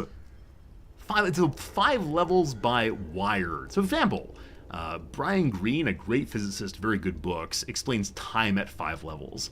Physicist explains dimensions in 5 levels. Scientist explains sleep. These are very, very, very good videos. Not to encourage you to ignore my stream, but something you might look into. Have I heard of a game called Griftlands? I've not. What kind of game is Griftlands?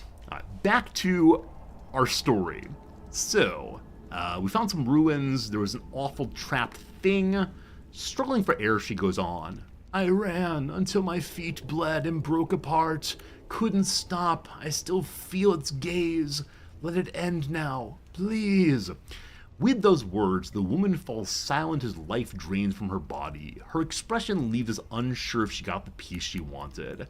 So we learned some of the storyline of the game. We learned there's some great beast who's chained out there, but we didn't get any technological bonus, unfortunately. Well, these things happen. So increasingly I've been turning the fire off at daytime, but it doesn't help this person who's losing their mind. I mean, your fear is down to 10. Huh. Are you unassigned to a job? You do have a job. Why just hanging out then? The game Griftland's a rogue deck builder. So I know Slay the Spire. We played some other deck building game during Steam Next Fest that was really fun. It was a space game. I've forgotten its name though. Starts with a B maybe. Welcome to Half-Remembered Stories. Oh, Griftland is also made by Clay. We do like Clay quite a bit. A great developer that. Alright, 84 wood today. Can we see how much this thing consumes each day? So it's 2 per hour. There are 24 hours. So 2 by 24 is 48. Look, math! So we are still getting 40 extra a day as long as we build absolutely nothing. I know when we played last time, we found a place to grow yellow mushrooms, or maybe to gather the same. This time I'm not seeing too terribly much, but I guess we'll continue expanding by making more things. And maybe we could move our beacons out farther, and then move the hunters' shacks out farther. Or is it possible to put more stockpiles here? 1 stockpile per camp, unfortunately. In that case, I never want to leave camp. I just want to sit here forever. This is a fine place to be. I guess I can encourage people to cut down trees over this way. And it does give us access to a bit more territory. Though I need 1 more person to have them go work there. I guess I can turn these lumber camps off and move them deeper into the forest instead. Which means they'll carry things back more slowly. They have to go from here to here instead. But gives access to more viewable territory at least. We'll see. Other things I can build right now. The flood barrier, which I'm guessing I'll regret not making. The flood barrier is just 1 tile. And I don't know where a flood might come from. I wonder if I should make one of those all the way around the base. We'll see. Also, we made a spirit lodge. It's where a ritual takes place and tribe members satisfy spiritual needs. Alright, we're going to give you a ritual space also. I know we actually cannot use this thing until we have certain mushrooms. But we can throw a ritual that'll improve everyone's spiritual needs. It's nighttime. Let's do that. The ritual begins. We all gather there. And spiritual need is now climbing very quickly. Apologies for being in the way on that one. In this game, I'm not quite sure where I should be standing. I recognize that every corner is used at different points, so. A tribe member's in the dark. Just go home. So we blew the horn. This person might well die for wandering off. Yeah, I don't know. I don't know what caused that person to wander away. We saw there's a 30% chance of them being consumed in the dark, which I guess means there's a higher chance of them returning home, possibly. Oh, they're having a dance. This is how they express their spirituality, by throwing themselves around, doing the Macarena, doing some clapping. I do wonder how the devs chose this kind of dancing as the appropriate dancing for these folks. Also our person returned from the dark, it looks like. Nobody died this day. That is a reason to celebrate spiritually, at least. And we're down to only 28 wood. So I really need to make some more lumber cutters. We probably don't need both hunters halls now that we have our farm functioning. So we turn off one hunters hall, and that should move a person then over to this lumber camp. Indeed it did. The person's neurotic, skittish, and has a weird gleam in their eye. I wonder if weird gleam means occasionally people are dragged off into the woods if they decide to go there. Extinguish the fire again. And we're just keeping our eyes out for places where we can produce mushrooms to give better effects at the ritual hall. This person is being weird. So weird gleam occasionally leads to being weird. They're very low on food and sleep and spirituality. Maybe we need to throw another ritual tomorrow night. Because the spiritual need is now negative 0.1. I think it climbed to 1.3, but then went very low again. I don't quite know what's affecting that. In this game, I say pretty often, I don't know what's affecting that. And it's always true. I'm just not sure why things are happening. But it's part of the fun of the game, to discover, to explore. Yeah, it's like back in elementary school. They threw some little blocks at me and said, "You figure out how math works, kid." And I played with my little box, and then I understood arithmetic.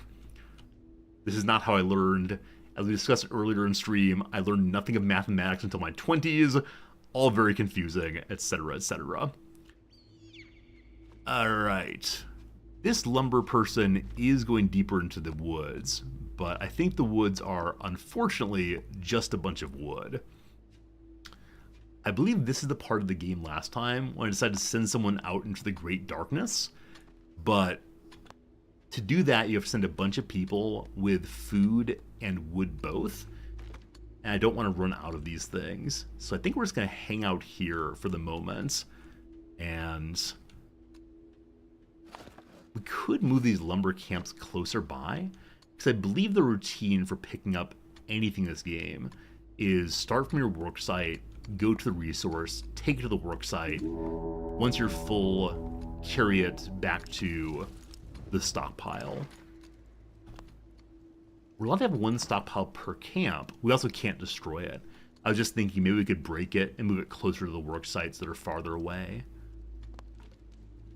But I guess if I want to learn what's in some direction, then really moving all the job sites on there could be good. So no one's lumber camping there right now. Someone is there. So I'm going to put down new lumber camp south. An eclipse hits in 5 days. Be prepared. Yeah, so there's an orange line at the bottom of the screen here. That orange line shows you what day we're on. We're on day number 12 right now. Currently on day 17, an eclipse is coming. I think this is how you have time go by to go through the different acts, is at a certain day it'll flip into act 2. We better be ready by then. We need a lot more wood for the eclipse. Sounds like we're gonna have the fire on 24/7.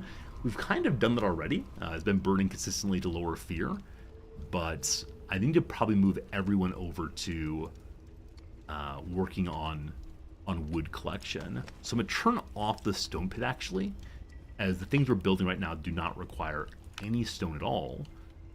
Just give them more places to cut, and immediately both those get workers.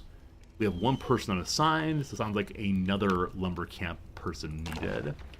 Maximum tree cutting, maximally good. So if we burn 2 wood per hour, 48 per day, how long will the eclipse last? I don't know. For now, though, I'm going to start turning off at midday, just to begin saving up some more. And you, my friend, are so darn far away. And I do want to watch their movement to see if they do indeed cut down, move over. We're running low on wood, I'm sorry, what? What did the wood get consumed by? Did someone just steal my wood? The fire's off. We still got the announcement anyway. Probably from me making new lumber camps. We don't get maximum amounts back, or we don't get back the same amount it takes to create the building when you knock it down. So having knocked it down, we wasted a bit of wood. But we have more people working there than ever before, and so we should be getting a ton of wood in fairly quickly here. Maybe. The one remaining piece of wood there is destroyed. To the south, we see a little bit of fog, I suppose. The black fog of war, the white fog, I don't know what. A tribe member's in shock. Fear is reduced by lights. Don't worry, tonight I'll turn it back on, I promise. Needs spiritual needs also. So again, tonight we'll launch one of the Spirit Lodge rituals. Yeah, so Spirit Lodge ritual increases spiritual need. If you use medicine, it gives spiritual progress also. We do not know what spiritual progress is. What we do know, though, is it might be very good for me to get the Tinkering Bench made, because the Tinkering Bench helps with research. Now, I don't know what research does, but if it unlocked more effective forms of light creation, that could be absolutely huge. So where is the research bench, or tinkering location? The Tinkery it's called. We need to have 70 stone and 80 wood. Must be in Act 2, so we cannot build it while we're in arrival stage here. I am curious if the eclipse is the big bad of this phase. Just make sure you have enough wood saved up to survive throughout it. And I'm going to believe we will. Gotta believe, gotta believe. Alright, fearful person. How's it going? The fear is down to 70. I don't know how low it needs to get to make them able to function again. They're in delirium, though, so I think staying in the fire area will help with that somewhat. Just not sure. We have another unassigned person, so we will need more food eventually. I wonder if during the eclipse we can't leave base at all, so there will be no daytime to get more things. The food pile is still going up some. We're at 72 when the day started, I believe. Now we're at 86. Next time we have an unassigned worker, I will turn on one more of the hunter camps, probably. Or I'll add in another one of these farms. Having the farm closer to base might be good. I don't know if the plants need light to survive, to grow, or what. And the tribe members wandering in the dark. There they go. All these weird gleams heading off. Why is this happening to me? What's wrong with you? They just don't want to survive, do they? But again, no one's died yet. I wonder if the weird gleam characters, though, go in the direction of something important. And so it might be sensible for me to go explore down this way. Or no. Also, the beacon here consumes additional wood. So during the nighttime, when everyone's gone home, we can turn this one off again. So it's probably only needs to go on in the period where dark begins to help the workers from here get home. But might be good to have additional beacons in other locations. Yes, we can see now that at day 17, there's a little purple there that says the eclipse is coming. Sun no longer rises. Prepare for dark times. The shadows will devour the tribe. You don't want any devouring. It's terrible. Absolutely terrible. Alright, so the people who have been wandering, who are being weird here, yeah, they just hang out for a while. They're going to bed now, so I want to keep an eye on them and see if their going to bed period reduces or removes the weird gleam, or if weird gleam is now permanent effect. Okay, their sleep bar does not see. Oh, the sleep bar is going up. Oh, so they had 0 sleep. I see now. So the red bumps indicate just how bad things are. Their spiritual needs are absolutely terrible. So, again, tonight we got to push the button to have another ritual. And up to 150 wood. I'm going to increase the strength of the fire to help this person get back to work. Base fear is 44. Please go labor. It's all I would like you to do. They're still in shock, though. Yeah, I know this game mechanics are in some measure based on just figuring it out, but I've so far been unable to figure out a bunch of mechanics.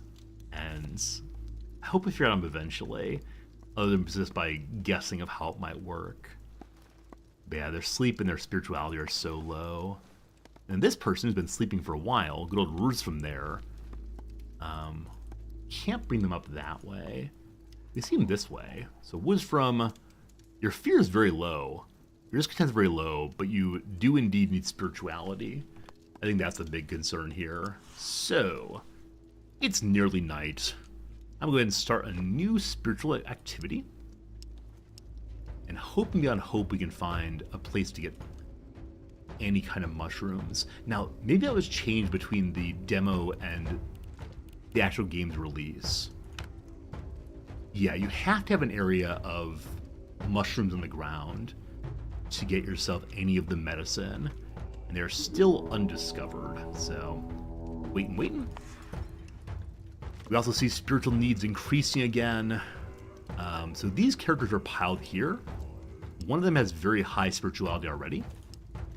The other ones, unfortunately, do not. And so we gotta hope it goes up overnight here. People again wandered off, unfortunately. I'm gonna lower the fire to only 1 right now. Clips in 3 days. We're gonna have enough wood, I believe, but whatever else we might need, I'm not sure. Still the same on food. Please come back. So I think I now believe that the weird gleam does not determine what direction they go. They're not going towards a special location. They just wander into the nearest dark, possibly desiring death. Nonetheless, another day completed. How is our team's spirituality looking now? Is that in cohesion? So cohesion, there's currently a conflict going between the disciples of the beast and the servants of the shepherd. We have 2 different ways of understanding the wilds around us. So cohesion goes up from I don't know what. The more fear you have, the higher cohesion is, or possibly the other direction. But the more population you have, less cohesive as a unit we operate. Less cohesively, rather. Okay. So I think to see spiritual needs, we click on each person. And I can now see that spirituality is relatively high on each person. Sleep is darn low on some of them, though. And the weird gleam persists. Even though this character has 2 pips food, neutral on sleep, high on social, middle on spiritual. So I think once we have... once we have the weird gleam, it just sticks around. A group of strangers approaches. They saw the fire and decided to ask if they can join us. Join us! Our strength is in numbers. When we don't trust strangers, strength is in unity. Stability changes. What on earth is stability? So I know about influence and cohesion. What is stability? Sure, you can join us. We then need 1 more house straight away. But I think as of right now, what we really need is just more wood. And so having characters who can get the wood is great. We add some more housing. And we now have 4 unassigned people. So first things first, I would like to make another farm. Because the farms seem like the easier way to get food. Though it does consume a bunch of wood to get it up. That'll be fine. And then we'll make additional lumber locations too. Now this building does consume my wood. Still 3 more unassigned folks. We'll throw up some more lumber camps. We have 2.5 days. I trust that the wood will get refilled between now and then. What is stability? Can I find that somewhere? So fear, discontent, cohesion. Here is stability. So stability is affected by... Oh! There are buttons I can push to increase stability or lower stability. It's my influence points are spent this way. Positive stability decreases discontent, increases productivity, while negative stability does the opposite. I don't have enough influence points to increase this. That'd be grand, though. Tribe population is affected by tense. And here's tolerance. Positive tolerance decreases fear and increases interaction between tribe members, while negative is the opposite. So I need 50 points to increase tolerance. And again, that helps with lowering fear. All right. We spent some points. We have positive tolerance. Hopefully fear stays low. We're discovering all these new mechanics here, there, and everywhere. I do want to continue making additional farms here. We have to hold off until we have enough wood. We had 150 before, and now we have somewhat less. All right. As of right now, I don't believe trees regrow, so I'm thinking we'll need to find some way to have our people move faster. And I believe it's the case these flood walls also act as a walkway. I don't know if acting as a walkway means people walk faster on it, or what exactly. We'll see, we'll see. Anyway, thanks for hanging out today. I know sponsored streams are often a game we all don't know about, but we are learning how to play a new one. A game that I'm brand new to always feels like a bit of a delightful experience, a bit of delightful expanding of my mind, man.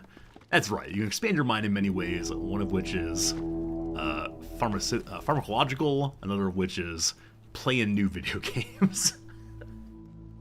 I think this one's on sale right now over on Steam, about 20% off, I do believe. And it's an early access, so it'll keep getting developed for sure. 2 days until the eclipse, and holy cow, we're at 186 wood. So we have more than enough coming in now to continue expanding the farm. Food has gone down with the 3 new mouths to feed, but I hope that adding the farm will help. And I'm not exactly sure the relationship between farm food production and the hunter lodges. I think the hunter lodge is an all at once. With the crops, you have to wait on a little bit. But I'm guessing they're more productive over time. Do the flood walls imply water mechanics? I think they probably do, Jim. I think you're absolutely right about that. Hopefully it's as complex as that one beaver game. Good old beaver game, which I keep saying I'm going to get back to eventually, but I don't know when. My knowledge of how to move water is surely less than I wish it were. Behold all the cutting! Behold! Wherein we chopped on an entire forest for the singular purpose of staying alive during an eclipse. I'm sure that Smokey Bear would understand. It's not that we hate nature, it's that we want to use nature. It's laying there fallow, unproductive. The use of human ingenuity is to make it productive finally. See John Locke. Teaching John Locke next week. Always a fun part of the semester when the Americans get to look deep in themselves and say, oh, there's John Locke. American understanding of the world is almost always Lockean, which I think is delightful. Okay, the eclipse appears to last from the 17th through at least the 20th. So at least 3 days. Jimmy, ambivalent about Timberborn.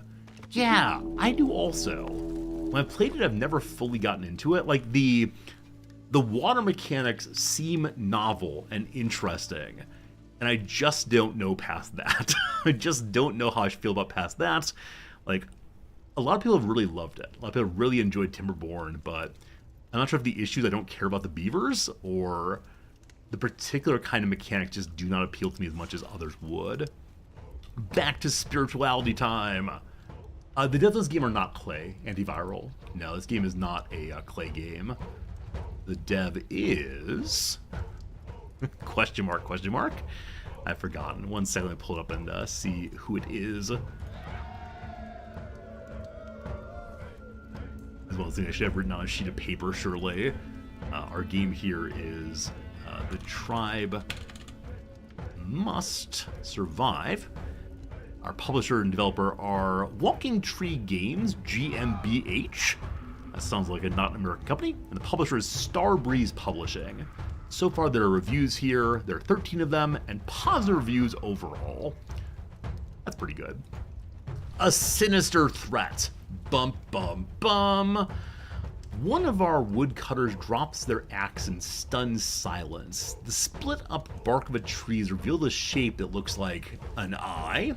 Underneath the shape, the trunk is smeared with blood. Everyone seems uncomfortable under the eye's stare, but disagree on what we ought to do. Some wish to give the tree what it wants, while others tell us to cut it down. So if we give it blood, everyone's more afraid, but lumber camp tree growth goes up. So my sense then is that trees do regrow at lumber camps, just not super quickly. Or we chop it down. If that happens, the fire burns 200% wood. Double wood consumption, or maybe more than double. Percentages are weird. And we get more spiritualistic points for burning the wood. Let's chop it down. We don't believe in evil omens. We believe in nothing. Nothing except for fire. We're consuming more fire, but we're also heading on to about 300 wood right now as the entire forest gets cut down. Our food is still going down. We also have people who are unassigned. So I'm going to turn the Hunter's Hall back on. I'm going to add another Hunter's Hall down this way to explore more deeply into the wild. Everyone's assigned again. What can go wrong cutting down spooky tree? I don't know, splinters maybe? Our axe head may break? I'm just not sure. You can play something while listening to my playthrough. If you didn't know any better, you'd think I was playing Against the Storm. Yeah, that's a good point. There are very similar mechanics in terms of make sure you have enough of this. We are cutting into the forest more and more deeply, and so probably going to discover a grove pretty soon. And Against the Storm's pretty good. That's a game, anytime I think of Against the Storm, I think, we could play more of that. That's a game worth playing. That said, the people who have played more than I have are now playing on like the hardest possible difficulty and completing all of the missions without using certain tools, and the way in which so many streamers go from like, this game is fun to play, to let's make it as hard as we possibly can. It's a very high number, and I find it intimidating, frankly, but that's okay. No one is panicking. No one is lost in the wilderness. Here, let me turn the beacon on to help y'all get home. The eclipse! Bum, bum, bum. The sun has disappeared and a strange mist is building up around us. The light of the fire protects us, but there's something in the dark, waiting for the flame to shrink. Stay close to the light. So, less sunlight. Guaranteed, I think, shadow death? Or maybe it takes the -30, which we started with, and since it's only 70% now, I have no idea, and tribes are more afraid. That's fine. How do I tell you all not to work? Can I order you to stay by the light? I mean, we'd keep the Nighthorn on always, I suppose. Okay, on the little clock here that shows what time of day the sun comes up, it no longer comes up at all. So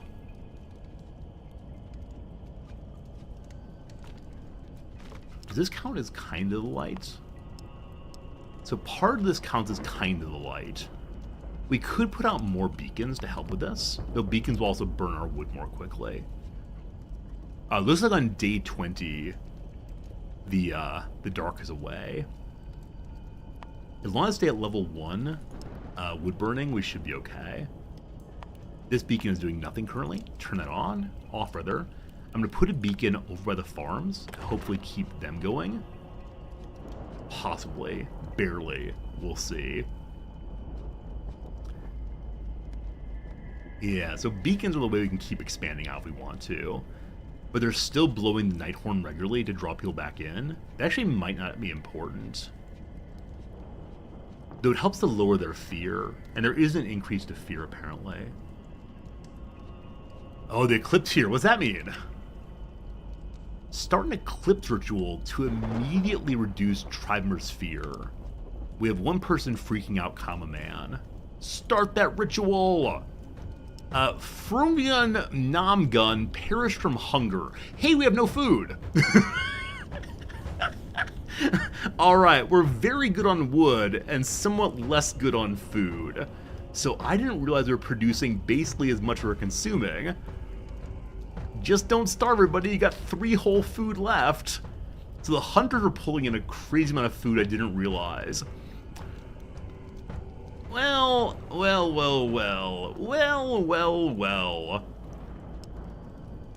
I'm keeping the Nighthorn off and hoping my farmers go and get some food. So next time through, we're gonna have to make sure we have sufficient wood and also sufficient food. Nighthorn back off. So with Nighthorn off, everyone went wandering into the forest. I thought they wouldn't go into the dark unless there was sun. This, though, is not true. You have to keep the Nighthorn on to keep them in the pile there. Good to know. So one person died from lack of food. One person died from being taken by the dark. Still no food. Good.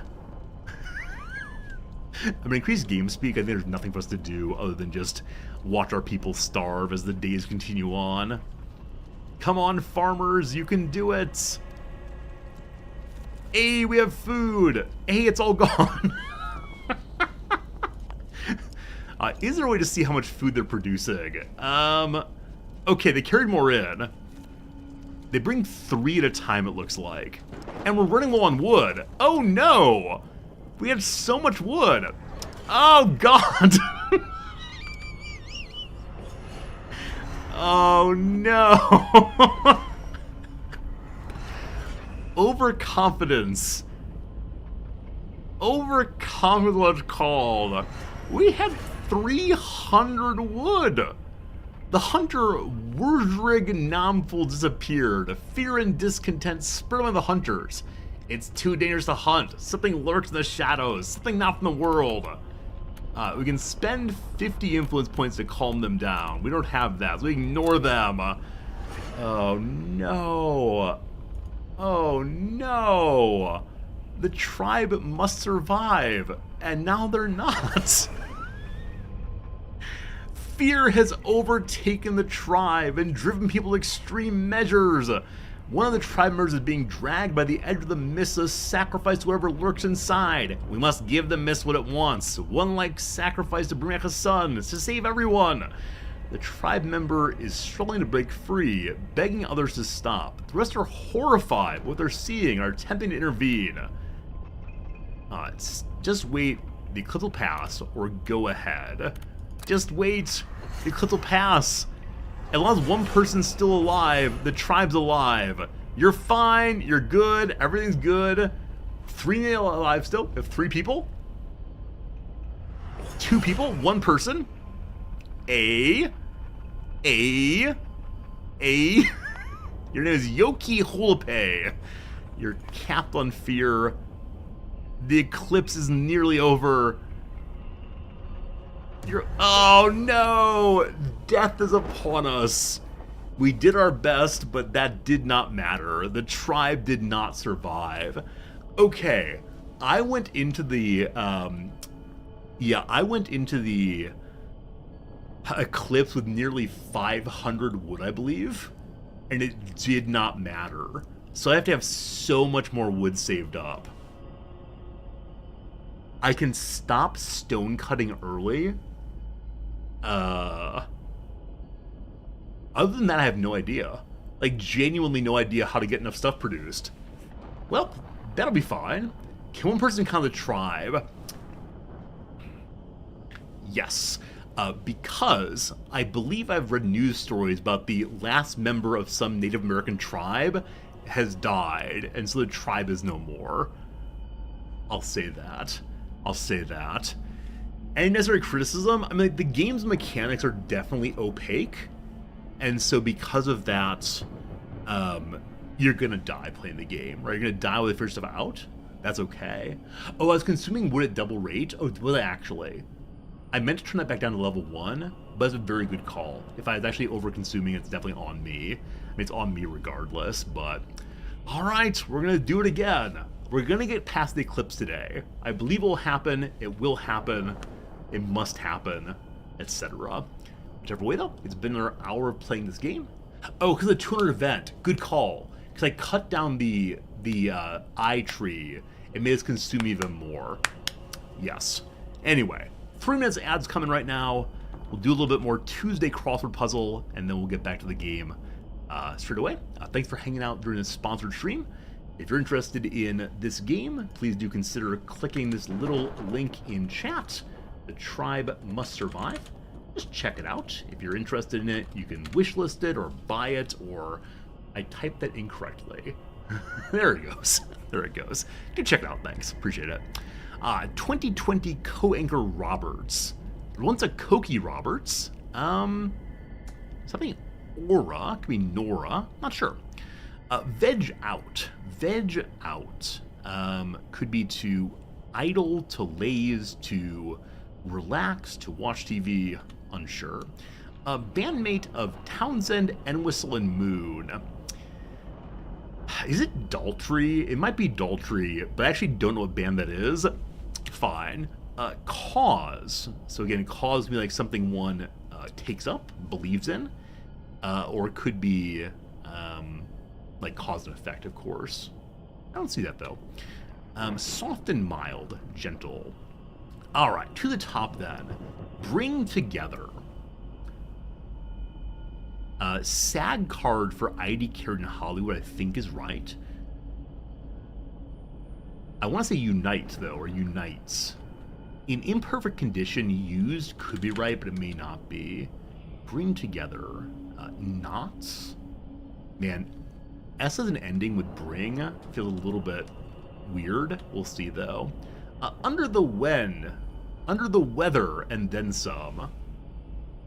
A bad something. So is agreed right here. No argument here. I mean, Reigned and Vega I both feel very good about. So what else could it mean then, agreed? What's this? Some road trip entertainment. Casts. Road trip entertainment. Forecasts. How exciting to hear that the to hear that storms are ahead. I'm not sure. Moving along quickly. Go gets? I don't know. Resorting complains less about games he plays than Shen. Yeah, as I've always said, when I stream a game, I'm so impressed that someone has made this thing. And so, as long as the game does what it claims to do, you'll never hear me complain about it. I assume the problem is always with me, not with the game. And that's fine. I might have low standards, that's okay though. It shows how far you've come. Probably a step counter. So bolster here is incorrect for reinforce. That kind of makes me sad. So step counter. Now with that done, move along quickly. So moving along quickly could be not just physically moving, but also like jumping from thought to thought. Could be move on quickly in a relationship, asking someone to marry you on date 3. Reinforce with B. Why do I have B here? No reason to have that at all. Yeah, not sure. Out of costume is Bear. Good. Show tunes. Show tunes. Is it intro song possibly? Is show tunes theme song? Blank I Die, Beach Boy songs. I know a song called The When I Die by Blood, Sweat, and Tears. I love that song so much. I played it at the beginning of my Meaning of Life class one day. I also played the Epic Giant song, Older, in which they count down how much older you are since the start of the song. And I asked my students what they thought about that. Like, you know, what is it to imagine yourself as getting older, and now you're older still? And my students said that was a complete waste of my time. And I said, yep, that's right. Cheated. The D there. Cheated. Huh. Not candid. So candid camera means like hidden camera, or a camera that shows everything. So candid versus guarded. Candid versus holding one's card close to the chest. Not sure. Let's go and do 3 more and back to the game. Company with Venture Across America image campaign. I have no idea. It could be a gas station because they want you to venture across America in your car. tried to win. Played? Tried to win. I wonder if Apple Book is incorrect. So Macintosh laptop launched in 1991. I say Apple Book? That's probably wrong. The current version of Apple computer laptops are like some like lightweight thing. The Wave, the Air. I have no idea what it was in 91. So I think that Vide is not right because it doesn't fit there. Last one for now is Gamers Purchases. I still have no idea. Steam codes, controllers, monitors. I don't think exactly what gamers buy, but I mean, it could also be gamers like a board gamer as opposed to a video gamer. Anyway, we made basically no progress. The sign of a good crossword puzzle. Alright, we have lost once. This time, though, we will win. We must get a larger pile of food, a larger pile of wood, and then not cut down the big old tree. That seems good. I believe in us. Now, whatever it is that lurks in the dark. This does have talking. I'll be quiet this time. Everything happened so fast. Many were taken before we could sound the horn. The fire was our only hope. We had stocked up, wood and food and everything else. But we had not prepared against the shadows within. When tension turned to carnage, we fled into the night. Aimless we ran, for days, through a blur of darkness and fog, death all around us. When suddenly, the fog lifted, and the light came back. At least for now. Those shadows will return. Prepare. We have to survive.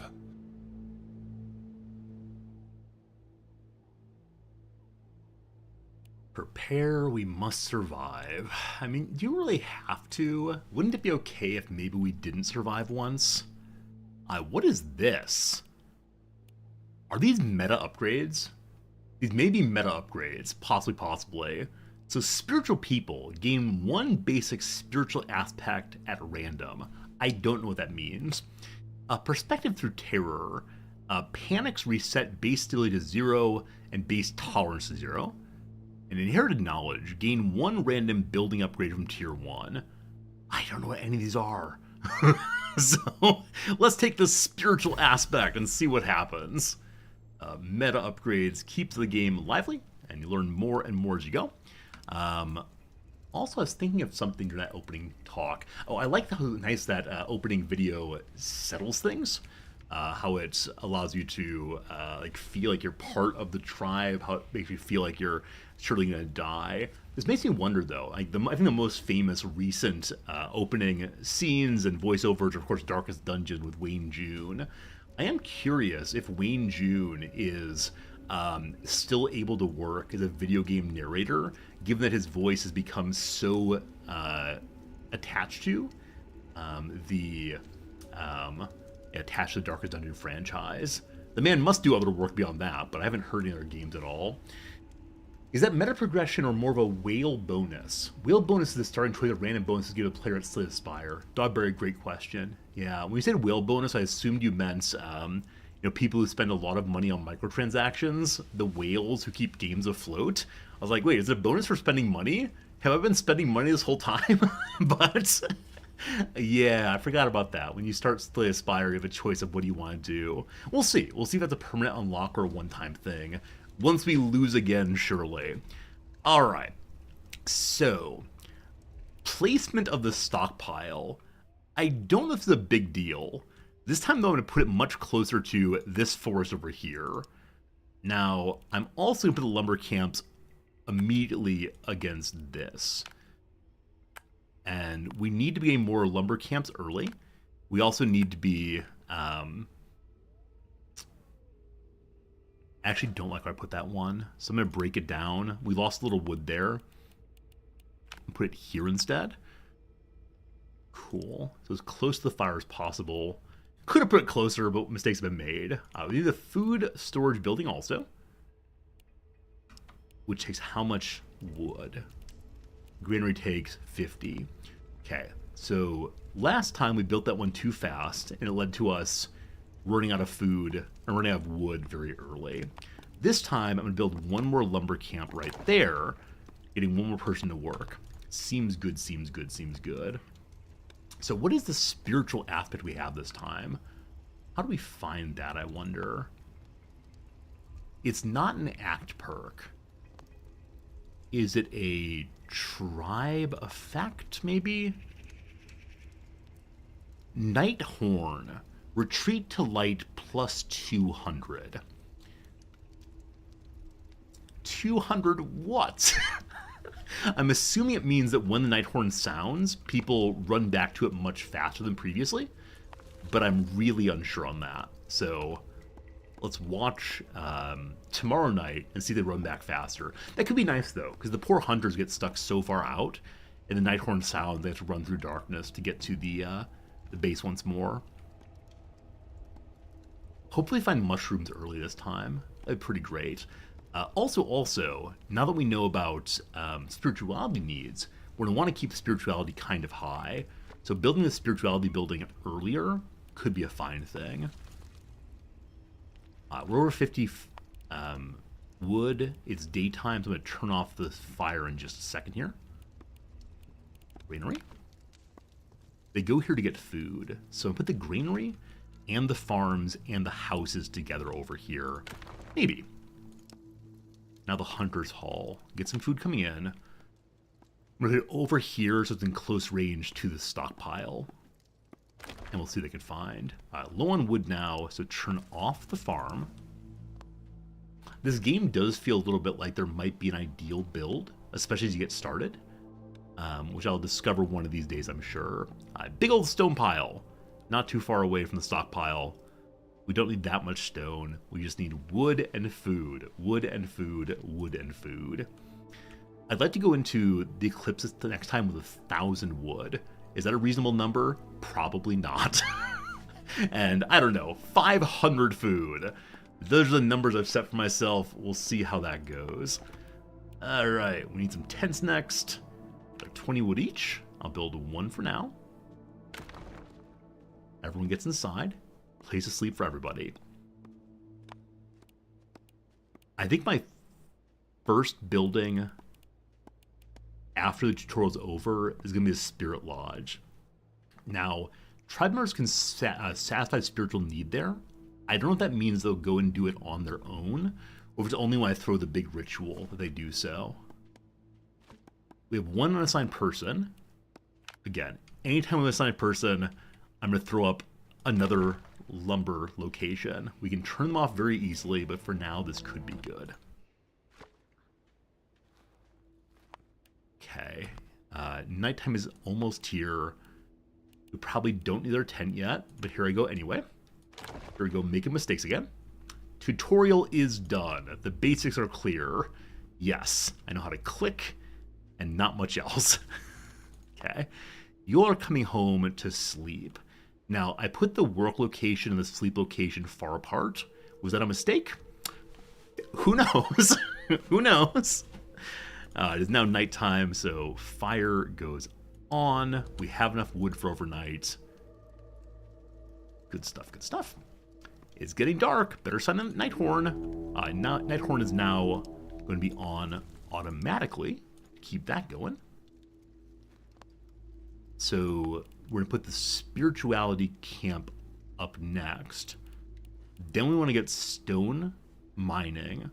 We want to have stone mining to get ourselves our farm to help bring in more food closer to base consistently. I'm trying to think of what else I built last time I didn't really need. I can't think of too much, unfortunately, right now. I think we did a halfway decent job of only building what we'd use. I did make the explorer location, which is a tiny bit of material. If we're not going to go exploring in Act 1, though, I should probably hold off on building any more of those. What was that? This person had a happy green when they came out of the sleeping area, and their mood is all quite high. Everyone had a negative experience then. It all went red. What does red mean? What does green mean? I'm just not quite sure. Oh, green! Green is good! Are they having conversations, maybe? Their fear is increasing when they're in the dark. So the daytime is coming. Maybe I need to have them stay in the light a little bit longer, or stay in the fire a little longer. Move to 6 instead of at 5. And that way they won't start wandering until the sun comes up a little bit more. Maybe. Green happiness. It is now day. It is now dawn. Off goes the fire. Everyone has a job. Cool. So today we're waiting until we have about 60, 70 wood to make our spirit lodge. And then we need to have 80 to make the stone pit. I think we'll hit the 50 for spirit lodge today. Yeah, we're over 60 already. We don't need to put the fire back on for a while. I'm going to put the stone lodge just outside of the range of the fire. Hopefully it's close enough to keep it going.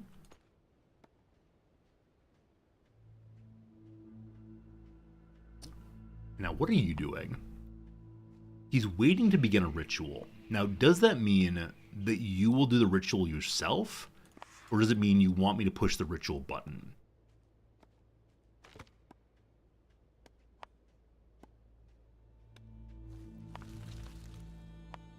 He's still waiting to begin the ritual. Now, does he invite a few of his friends over for the ritual? He's not unassigned, so he wants to do just hanging out instead of working. He's also a reliable worker, so produces more things at Stone Pit or Lumber Camp or Ore Mine. Now, if I throw a ritual, does that mean that everybody comes running and does not do their jobs? I'm just not sure. Also, his spirituality is almost totally capped, so I don't know why he wants a ritual. But man, he does.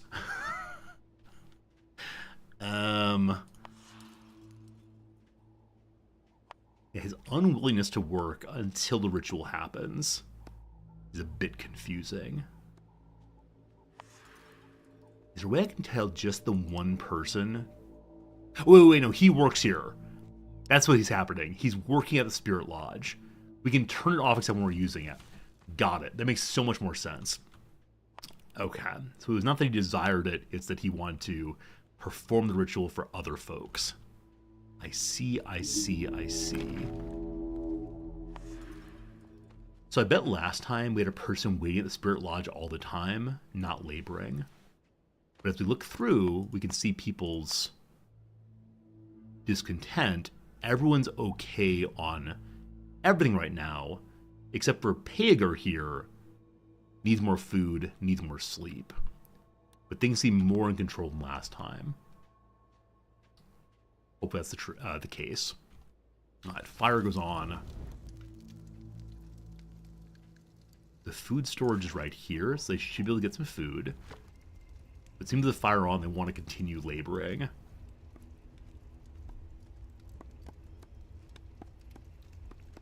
If only I could make the fire a little bit less bright. He's like half the half the wood at a time. Because I think they are going out into the the semi-dark. I don't know. I think they're just working when they could be getting other kinds of needs met. But everyone's still good and green right now, though fear's increasing. I think that's my biggest concern here, is if the fear gets too high, they then freak out and just sit at the fire forever. And then they don't take care of their needs when that happens. I could force them to stay by the fire if I were to turn off their job sites. Speaking of job sites, we have another worker now. I'd like to get the farm going. For that, though, we need to get the stone going. And the stone requires 80 wood. Maybe tomorrow. Deo, Mise Deo. Fire goes off. Hopefully lots of wood. We may want to do work also of destroying lumber camps and move them closer to the trees as time goes by, which means it was probably pretty silly to put the stockpile here, which is only there because of the forest being nearby. It's a pretty big forest, though, so who knows, who knows. Yeah, it's 80 is what I need right now, correct? 80. In the short term, though, it could be good to have more hunting happening. That's my only source of food right now. And again, we need a huge amount of food saved up. So I'll throw you there. We'll see how this happens. I need to approach this playthrough with confidence. Gotta get on that horse again. Gotta run that mile one more time. I saw an article in the New York Times yesterday or day before titled, "Could you pass the President's Fitness Exam?" I don't know if any of you who are Americans had to do this also back in elementary school. You had to, like, run a mile and do a certain number of push-ups and sit-ups and like stretch a certain distance. I remember the stretching part. You had to sit on this ruler thing and extend your arms as far as possible so you could sit and reach. Sit and reach was called. I don't know why the New York Times wrote this article other than to shame me. I think it was like, I am old and creaky now. Why do you want me to stretch? This makes no sense. Another night is here. So as the night ends, we'll make our stone pile. And we have one free worker to operate in the stone pile. You have to do it not in school, but in military. Okay. I mean, I don't doubt that at all. I know there's like a test on the way in, and then throughout training camp, I believe. Yeah. Hey, Steve, you teach high school, right? Do they have to do any kind of tests in high school that you know of? Any kind of physical activity tests? I'm sure there are exams like, end of the year, do you go to college exams? Spirituality is down now. Let's get someone working here. Let's throw a spiritual tradition. There's no physicals anymore. Okay.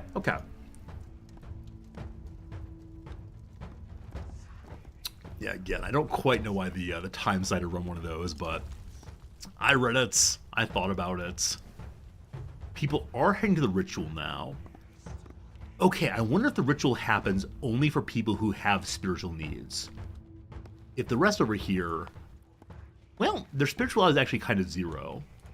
So maybe it's only unassigned people or those who are sitting at the fire. So maybe it's better to throw this at nighttime instead of daytime. We have the wood we need now to make our stone pits. The stone pit is useful for making our farms. And then tonight we'll throw a new Spirit Lodge event. We're going to remove our shaman. They go find another job immediately, namely stone cutting. Greater productivity. So for the basic farm, we have to have 10 stone, and then we need to have quite a bit of wood to fill out entirely. That's okay. The Fallen Explorer. Okay. So we had this event a little earlier today. I'm not going to read all of it, but it's a Fallen Explorer who went deep into a cave, found some old technology from the builders, and also had an experience of finding a beast of darkness that was chained down there. So this time, I can ask about copper. Upgrading copper cost goes down. We've never seen copper. We can learn their research or their building tools. So moving buildings is cheaper. I'm going to do that. So the buildings, we get at least 50% more material back than previously. The fire, it goes on.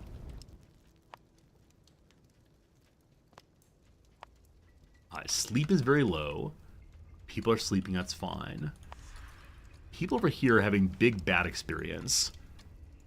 Some good things, some bad things. Maybe they're snoring, who knows, who knows. Okay. We get a shaman here if we want to. Took one person off of the stone camp. And then we'll throw our ritual here. Calling the tribe. The day is coming again. The night is over. At least they'll get their spiritual abilities up again. Hey, the dancing! Hey, the dancing! I think there's no cost to the spiritual tradition, except for that people's time is taken. But doing this a lot more often than previously. So Tribe's overall spiritual need is positive, finally, at 0.7, where previously it was -1, -3. So hope that helps. We have enough stone now to create our first crop farm. I'm going to throw it right here.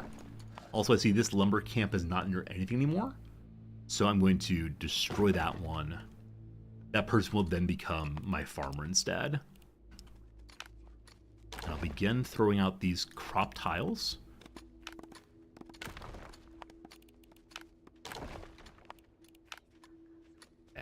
It is midday right now, so I'm going to throw up all the crop tiles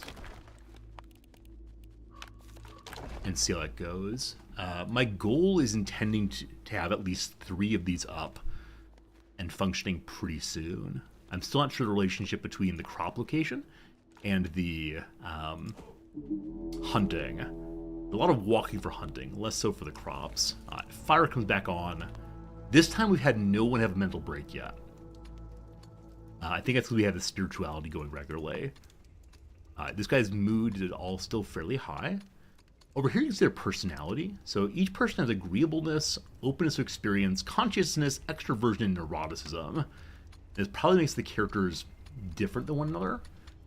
I can guess how they affect things, but I'm not exactly certain. We are totally full on places to sleep right now. We also have 1 unassigned person. We have 2 if the spirit lodge is turned off again. We will need a new tent, though. There we go. And the lumber camp we destroyed, we can get a new lumber camp out. We don't really want to build too much more until a day or 2 goes by. Good morning, everyone! The day is here again. Happy the day. Okay. Everyone's assigned. Turn off the spirit lodge for now. The game could use better tooltips. Like I said before, I think my sense is the game's mechanics are somewhat occluded intentionally so that you can learn it as you play it. Like the first time you sit down, you're not going to get it all figured out. If you're a person who's very used to strategy games, like I guess I am, it's kind of refreshing to have a game where you don't immediately figure out everything. I'm somewhat sanguine about learning games that way. I know some players are not. Some players want to be able to think it out instantaneously. That's cool. It's cool if you're into it. This person was sitting at the fire, even though they had a job to do. I wonder if they're trying to lower their fear. Not sure. People are sleeping during the daytime. I wish I really had forced that not to happen. Because that person slept away the entire day, unfortunately. Okay. Behold the flame. I have another unassigned worker. Our overall spiritual need is still 1-3. I guess I'm going to say once we're under 1, I will push that again. For now, a second farm. And at the stone camp, I have 2 workers. I wish there were a way to say I only want 1 worker there. I don't see a way of doing that right now.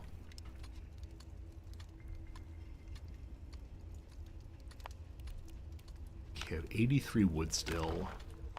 I'm going to add these until we're down to 50. Okay. Last time I admitted 3 more people. I had the opportunity to admit them or let them go. I'm hoping that I can admit them, though they did eat quite a bit of food last time. And I put them all on wood cutting. I thought we'd have enough wood then. We just didn't, unfortunately. Delicate balance here between having things we need and wanting to keep expanding to get more of the things we want. All assigned again. Great. It's 1 forest almost fully cut down. We know of another great forest over here. Unfortunately, it requires to walk very far across the map to drop off the wood. I think I really wish I could move the stockpile. Because you only get the one of them, and you cannot move it. So it feels like a very early decision before you know what you're doing. Potentially affects a tremendous amount. Alright, Spirit Lodge is currently at 0.7. So tonight we're going to throw a ritual. And hopefully everyone's cool after that. I'm then going to begin moving lumber camps over. Just to keep the wood coming in. Our first person's in shock right now. They're in shock from low food. I mean, just go eat some food. It's you right here. What's your issue? Low spirituality, low sleep. Yeah, man, spirituality drops off real quick. But it's nice we got to day 8 before anyone lost their mind. That's definitely much better than prior playthroughs. Dance, all of you dance.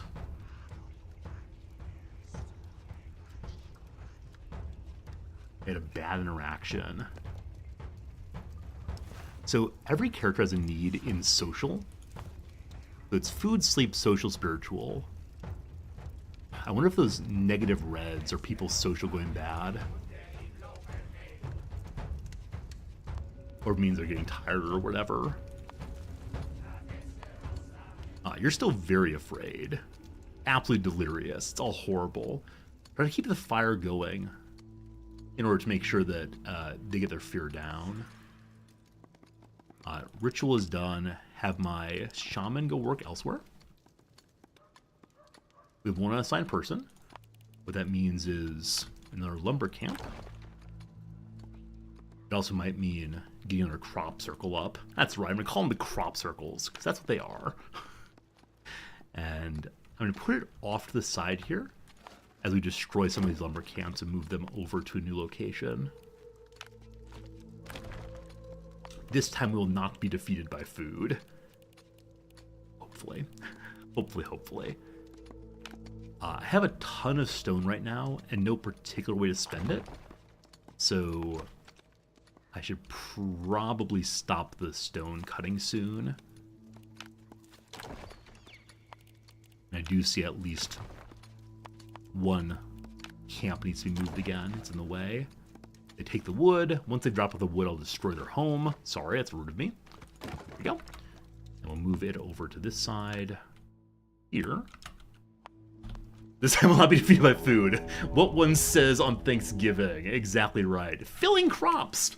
The farmers discovered that one of his plants yields exceptionally large and sweet corn cobs, much bigger than the ones of our other plants. We could give out the food, 50 meat saved up, or use them as seed. It improves our next harvest. So over 10 days, food need +1. I'm guessing that means they need less food for 10 days. I don't know how much food we eat every day. I'm going to make it so we use less food longer term, and hopefully the math works out on this one. Does it? One never quite knows. Thanksgiving Day for our people.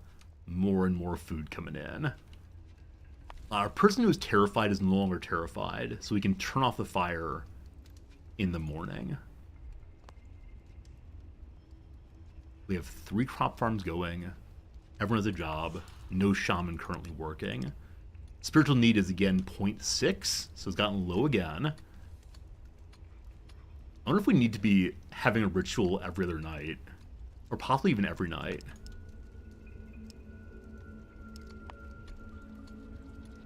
The only positive perks we have right now are people who produce more at stone pits, lumber camps, and ore. This person's working at a hunter's hall. So that's not a good person to be working in those locations, because he does not get a bonus to that. I'm going to move him to a new lumber camp here then.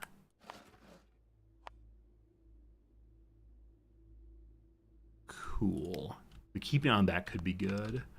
Also, as mentioned, I want to turn off the stone pit now.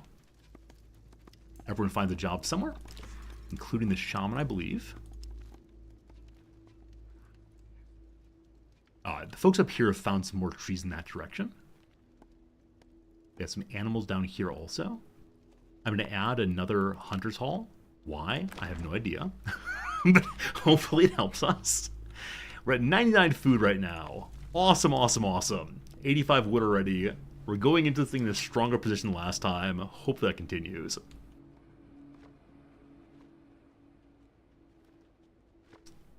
Okay. The horn hath sounded. The fire doth go on. We're going to produce more spirituality tonight. Turn the fire on early there. We still have 154 wood though. We're huge. We're great. And we'll make another tent now, because we're nearly out of space again. Cool. Everyone's going home. Throw the ritual.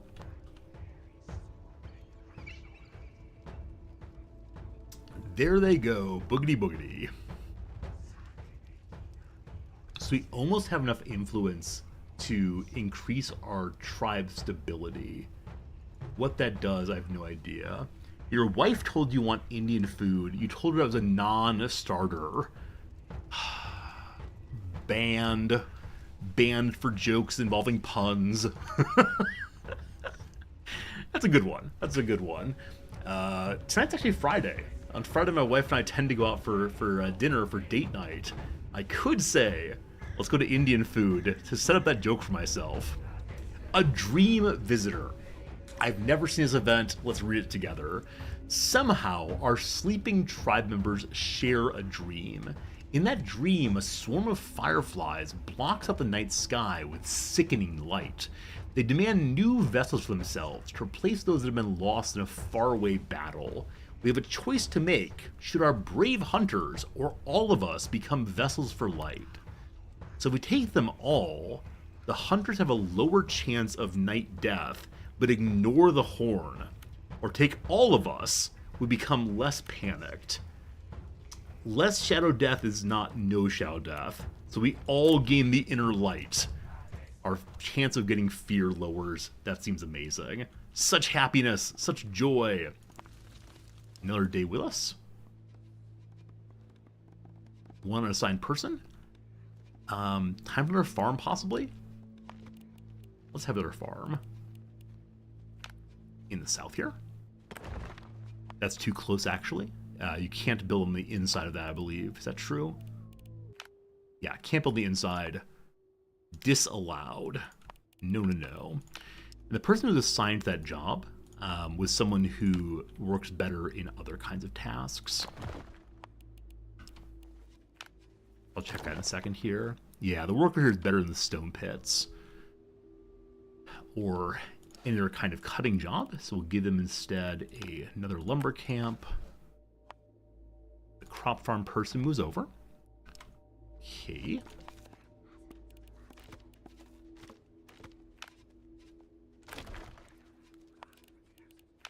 Now, I wonder if I'm going to need to die at least once or twice on every level to figure out what needs to be done. Figure out what to lean into building. Ever the job. More farms, more good. Have more wood than we have food. That's fine. At this point, anyone else who shows up gets more lumber work. I'm going to add yet another lumber camp. Holy cow, it's a lot of animals right there. I wonder if in the short term we should throw up more hunters there. I mean, if the animals are that close by. I guess I don't quite know if the animals stay in the same location. And one person's panicked. Low spiritual need, low sleep. I just don't know under what conditions they try to sleep. Poor panic person, though. So I could increase the level of the fire that helps their fear go away faster. 0.4. Is the tribe surviving? Allegedly so, HPG. Definitely we had one tribe die, but that was not the tribe that must survive. That tribe was the pseudo-tribe. The day returns.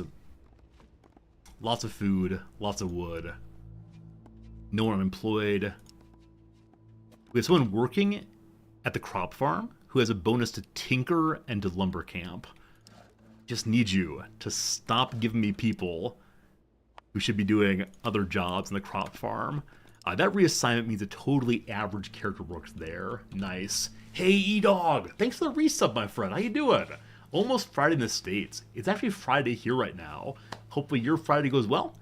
Tomorrow's gonna be my Saturday. Tonight's my date night. Gonna be good. I'm gonna keep the fire on to help this person stop being afraid, to keep lowering that amount, because I need more wood. But E-Dog, thanks for the subscription. Really helps me pay the bills. And also give you some cute little emotes and such. Speaking of which, more emotes coming soon. I sent an email to our emote developer the other day saying, please go ahead with the emotes we showed off on stream. And I'm very excited for the emotes we're getting. One in particular my wife has been asking for months. It's an emote of her. I'm so excited to be able to give her that. I know many of you have wanted that one also because you like my wife. How sweet is that? How sweet is that? Okay, I'm going to move the Hunter Haldair down this way because all of the animals are this way. And I wonder if I should give them a light down here also to help them hunt a little bit longer. That does consume more wood. But look at them all. Look at them all. We have 5 days to the eclipse. We're in better shape than ever before on that. The tribe's spiritual need is way down, so we'll throw another ritual. If only we'd had the spiritual medicine. We still have not found that on these maps. But medicine would help them gain spiritual progress points. I believe spiritual progress points are shown here. It's... something just dropped off. I believe the one we started the game with just dropped off. I don't recall what it was though, so can't say much about that. Panicked person! Just go to sleep, you'll feel better! I think often once a person gets into this kind of mood, it takes forever for them to get back out of their fear. Look, everyone's partying, you go to the party! He got out of his concern that time. He'll now sleep in better shape again. We don't need the shaman anymore, so you leave your job. You are then unassigned, so we need 2 more jobs. We have lots of food. We need even more wood. Looks now like all of the trees are over this way. So, time to start breaking down old ones. Because everyone's going to this side instead as the nearest wood. I put one up here. I don't know if I'll go explore this way. I was wondering if I can be a big old cheater. So yeah, once you put down a building, you can continue putting the buildings out there, and the view stays even after you remove the building. That definitely is big old cheater behavior. I'm not going to do that, but it's a cool way to scout the entire map if you want to, I suppose. I suppose.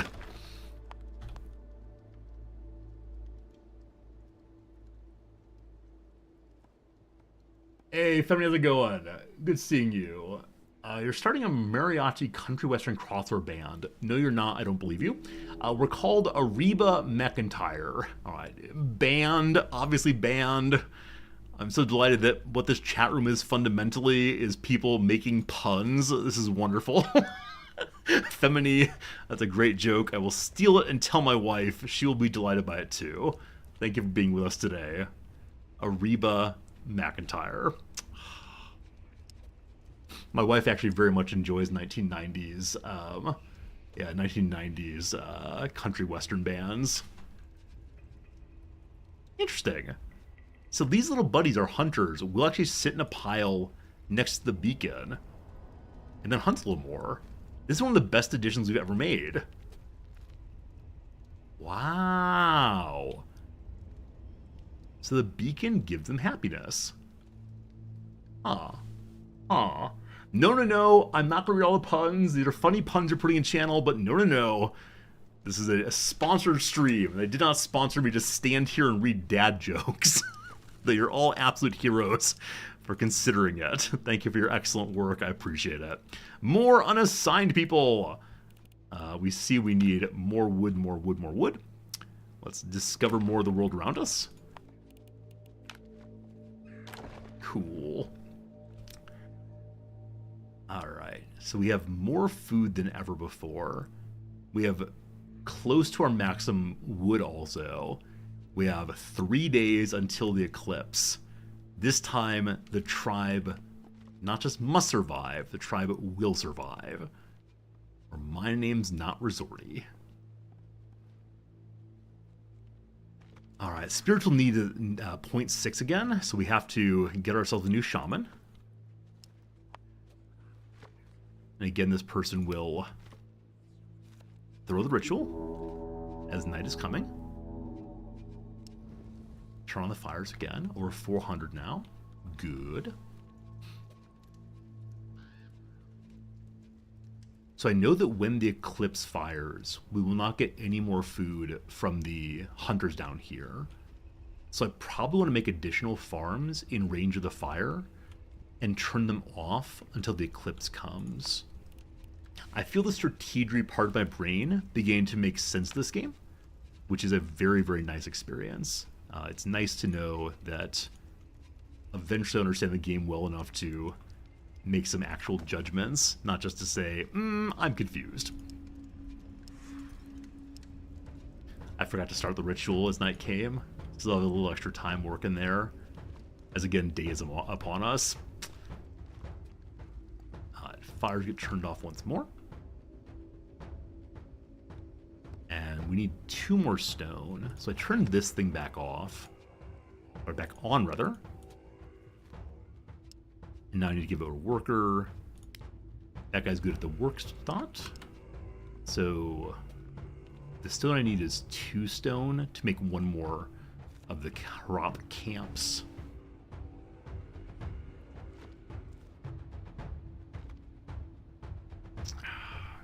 Feel myself getting sucked more and more to the game.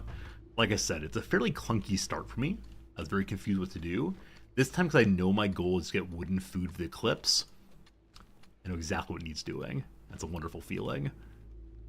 Shaman are doing their job. The spiritual need is currently 1.0. That's the highest spiritual need I've ever seen. So that's pretty cool. They're bringing additional stone to here. That pushes over 10 for sure. 13, that's great. So stone mine goes back off again.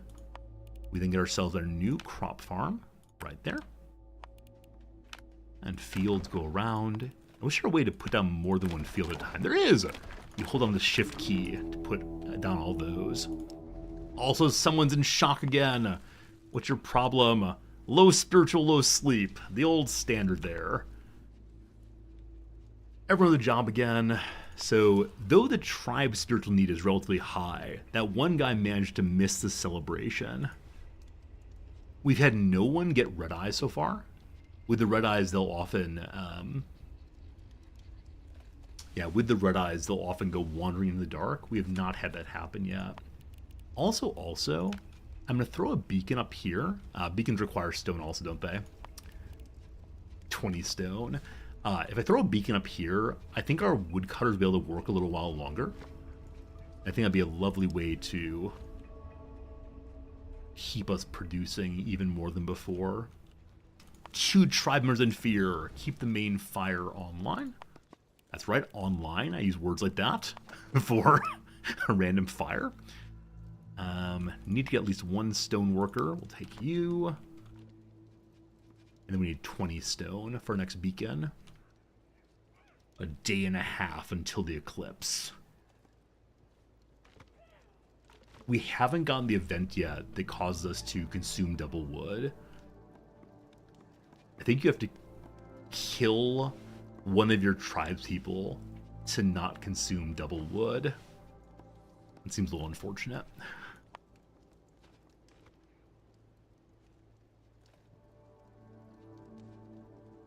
Still so many. I wish I'd found the deer herd earlier. We could start building the hunter camp down there instead of way up here. Still at 3 stone. Bring me some more. Our tents are totally full. We may end up getting an event of getting a few more people to join us. This time I feel very good bringing them in. So we'll see. But we have all our people assigned. I need a shaman. We have 1 day. 1 day until the eclipse is here. This time everyone went home, so we don't need the beacon. We have enough influence to spend on something. So, I can spend on tolerance, which will lower their fear, or instability, which will lower their discontent. Discontent's very good this time, with my starting the spiritual rituals earlier. So up once there. That'll lower our fear overall. We have -10 fear on everyone now. If you'll pardon me for a second, I need to go ask my wife if she's cool with me streaming for a half hour or so. I want to get through the eclipse at least, and we have about 3 minutes of stream left. So let me check with her. If she has plans, I'll have to say goodbye before the eclipse is done. If not, we can go a little bit longer. So be right back.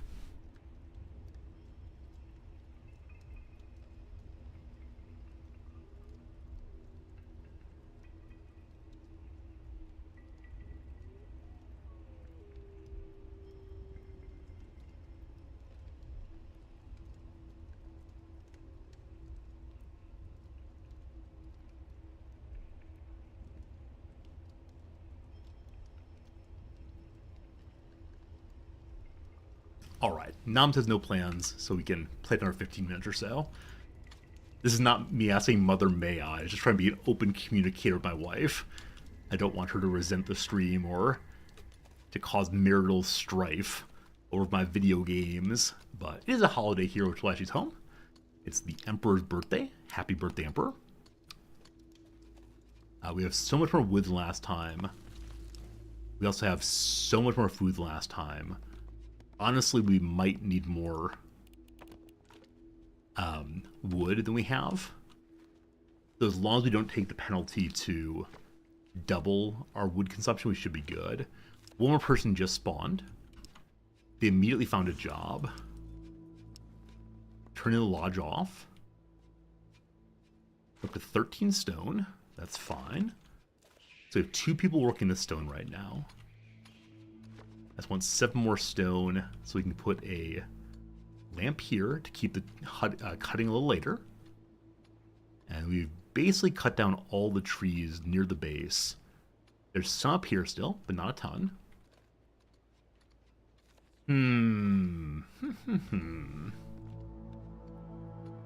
13. Communication, important relationships, absolutely. I never want to assume anything, that she's cool with my doing whatever. Though usually she is cool. It's just, before stream started today, I said, hey, it's a holiday. Hey, you're home all day, so let's, hold off on streaming to my normal time. Usually I'll stream till 1 p.m. or so, but in this case, doing noon because I want to respect that she's home and spend some time with her. The light of the fire protect us. Welcome to the eclipse. All right, must keep the fire on permanently now. We don't need more food, so I'm going to kill this beacon. They're going to go home now. I didn't get the stone I needed. And I believe... Oh, he cares men. We have the stone we need. Exactly what we want. So if I beacon out here...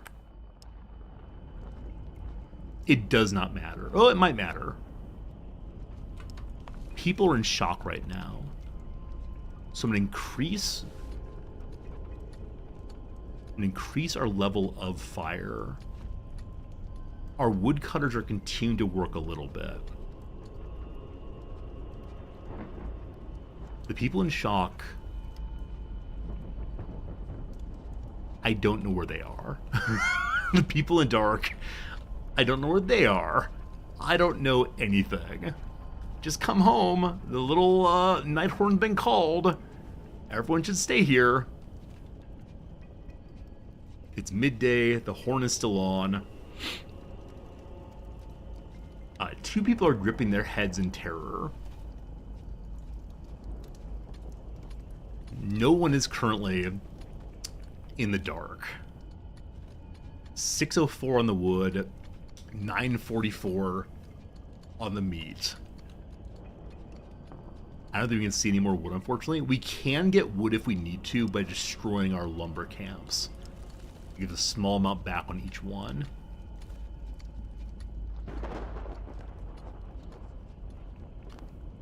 Okay, our poor shock people hanging out. It's fine though, they're in good spots. We're still getting more stones. We don't really need that, but it's okay.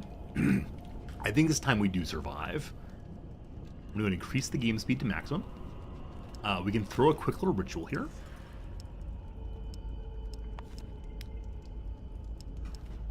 Keep us full of spiritual happiness. Let's scare away the eclipse by dancing, dancing, dancing. Isn't that a band? Dancing? Something like that. Oh, there they go! There they go! The whole tribe comes together. Someone's wandered off in the dark. And they're shock. We lose one person, that's okay. 2 in the dark now. An hour cooldown until next spirit celebration. We still have more food coming in than we're consuming. That is huge and amazing and very, very cool. I can increase the fire brightness again. Now using 8 per hour. This is me getting a little greedy, isn't it?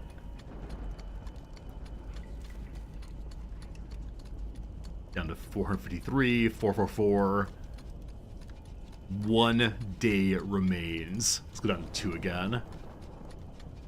Their shock continues. They can't believe what they see. Namely, very, very little. It's quite dark. No one's hanging out this way anymore because there's not any fire, any wooden view. So I'm going to turn off the beacon here. Save more wood. Just had the one last bit. I'm really glad I put the crop location so close by. I'm going to turn the main fire down to 1 now. So that means we probably can't do any more farming, but it's fine. We have lots of food. And now we just wait. Halfway through the last day, will Act 1 be finished? Will the tribe survive? We've had no one die. We have 2 people who are unassigned. That's fine. They can have a nice time hanging out. Throw another Spirit Lodge event. More dancing, more dancing. More panic. It's fine if you're panicking, just don't die. Hello, Ichikohama. How's it going? Celebration. It feels so good.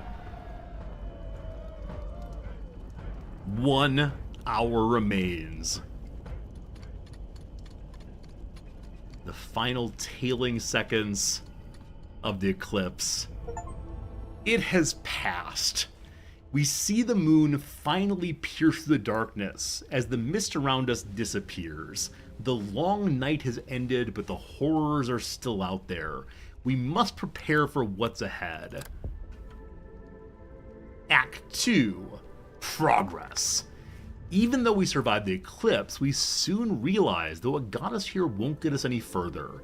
Struggling to satisfy even our most basic needs wasn't going to be enough. Survival's a race between progress and disaster. We must stay ahead. So in level 2 here, social need increases.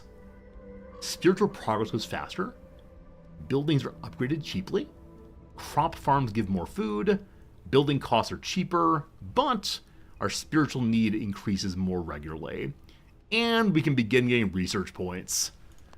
Well, there you have it, friends. I give you Act 1 of this game. Unfortunately, it is time for me to jet. As I said, I'm only going to play through Act 1. Like I said, the farther into this game I go, the more I like it. It allows me to experience, some interesting patterns of creation, some interesting ways of thinking about logistics. At least the tribe will end the night alive. It's true, no one died this time. I'm frankly amazed to say that no one died. Now, the Tinkery is the next thing to build. Don't quite have the material for it, but that'd be pretty cool. The tribe did survive. For now, let's come back to it a little bit later and check it out. A ton of fun. Again, this was a sponsored stream. I want to be quite upfront that I was paid money to play it, but I really did enjoy myself. And so if you want to help support the channel, I'd encourage you to please click the little link in chat. I'll put it there right now. This link will take you over to the Steam page for this game. I'll get a little bit of credit for sending you there. Maybe you can wishlist it. Maybe you can check it out if you enjoyed it. Definitely a fun time. Some cool graphics. Tomorrow, I'll be having a shorter stream than usual because tomorrow is our Saturday. We'll be playing a little bit of Superliminal, that lovely game we enjoyed playing last weekend. It's a game about perception, what you see, and all the rest. We should find someone to raid host as we end today's stream. I believe other people are playing this game as well. So let's see who is playing Directory, Game, The Tribe. The Tribe Must Survive. There we are. Hello, Resorty. All right. That is definitely Spanish. This person, Stealth Master Flex. I'm sure they're nice. Which I've We say, oh, follower only. No follower only. We loathe that. This person here, ethical streaming. What's ethical streaming mean? Like you should eat more. Urine therapy. Jamaican me juicy. No. We're rating Dolphin Chemist. At least with Dolphin Chemist, I'm not going to get weird stuff like urine therapy. What on earth is that? What is that? Friends, when we get to Dolphin Chemist, offer the old hello friend. I sure appreciate it. And we'll see you again real soon. Have a good one. I appreciate you. Tomorrow, we'll have more video games. For now, though, goodbye, friends.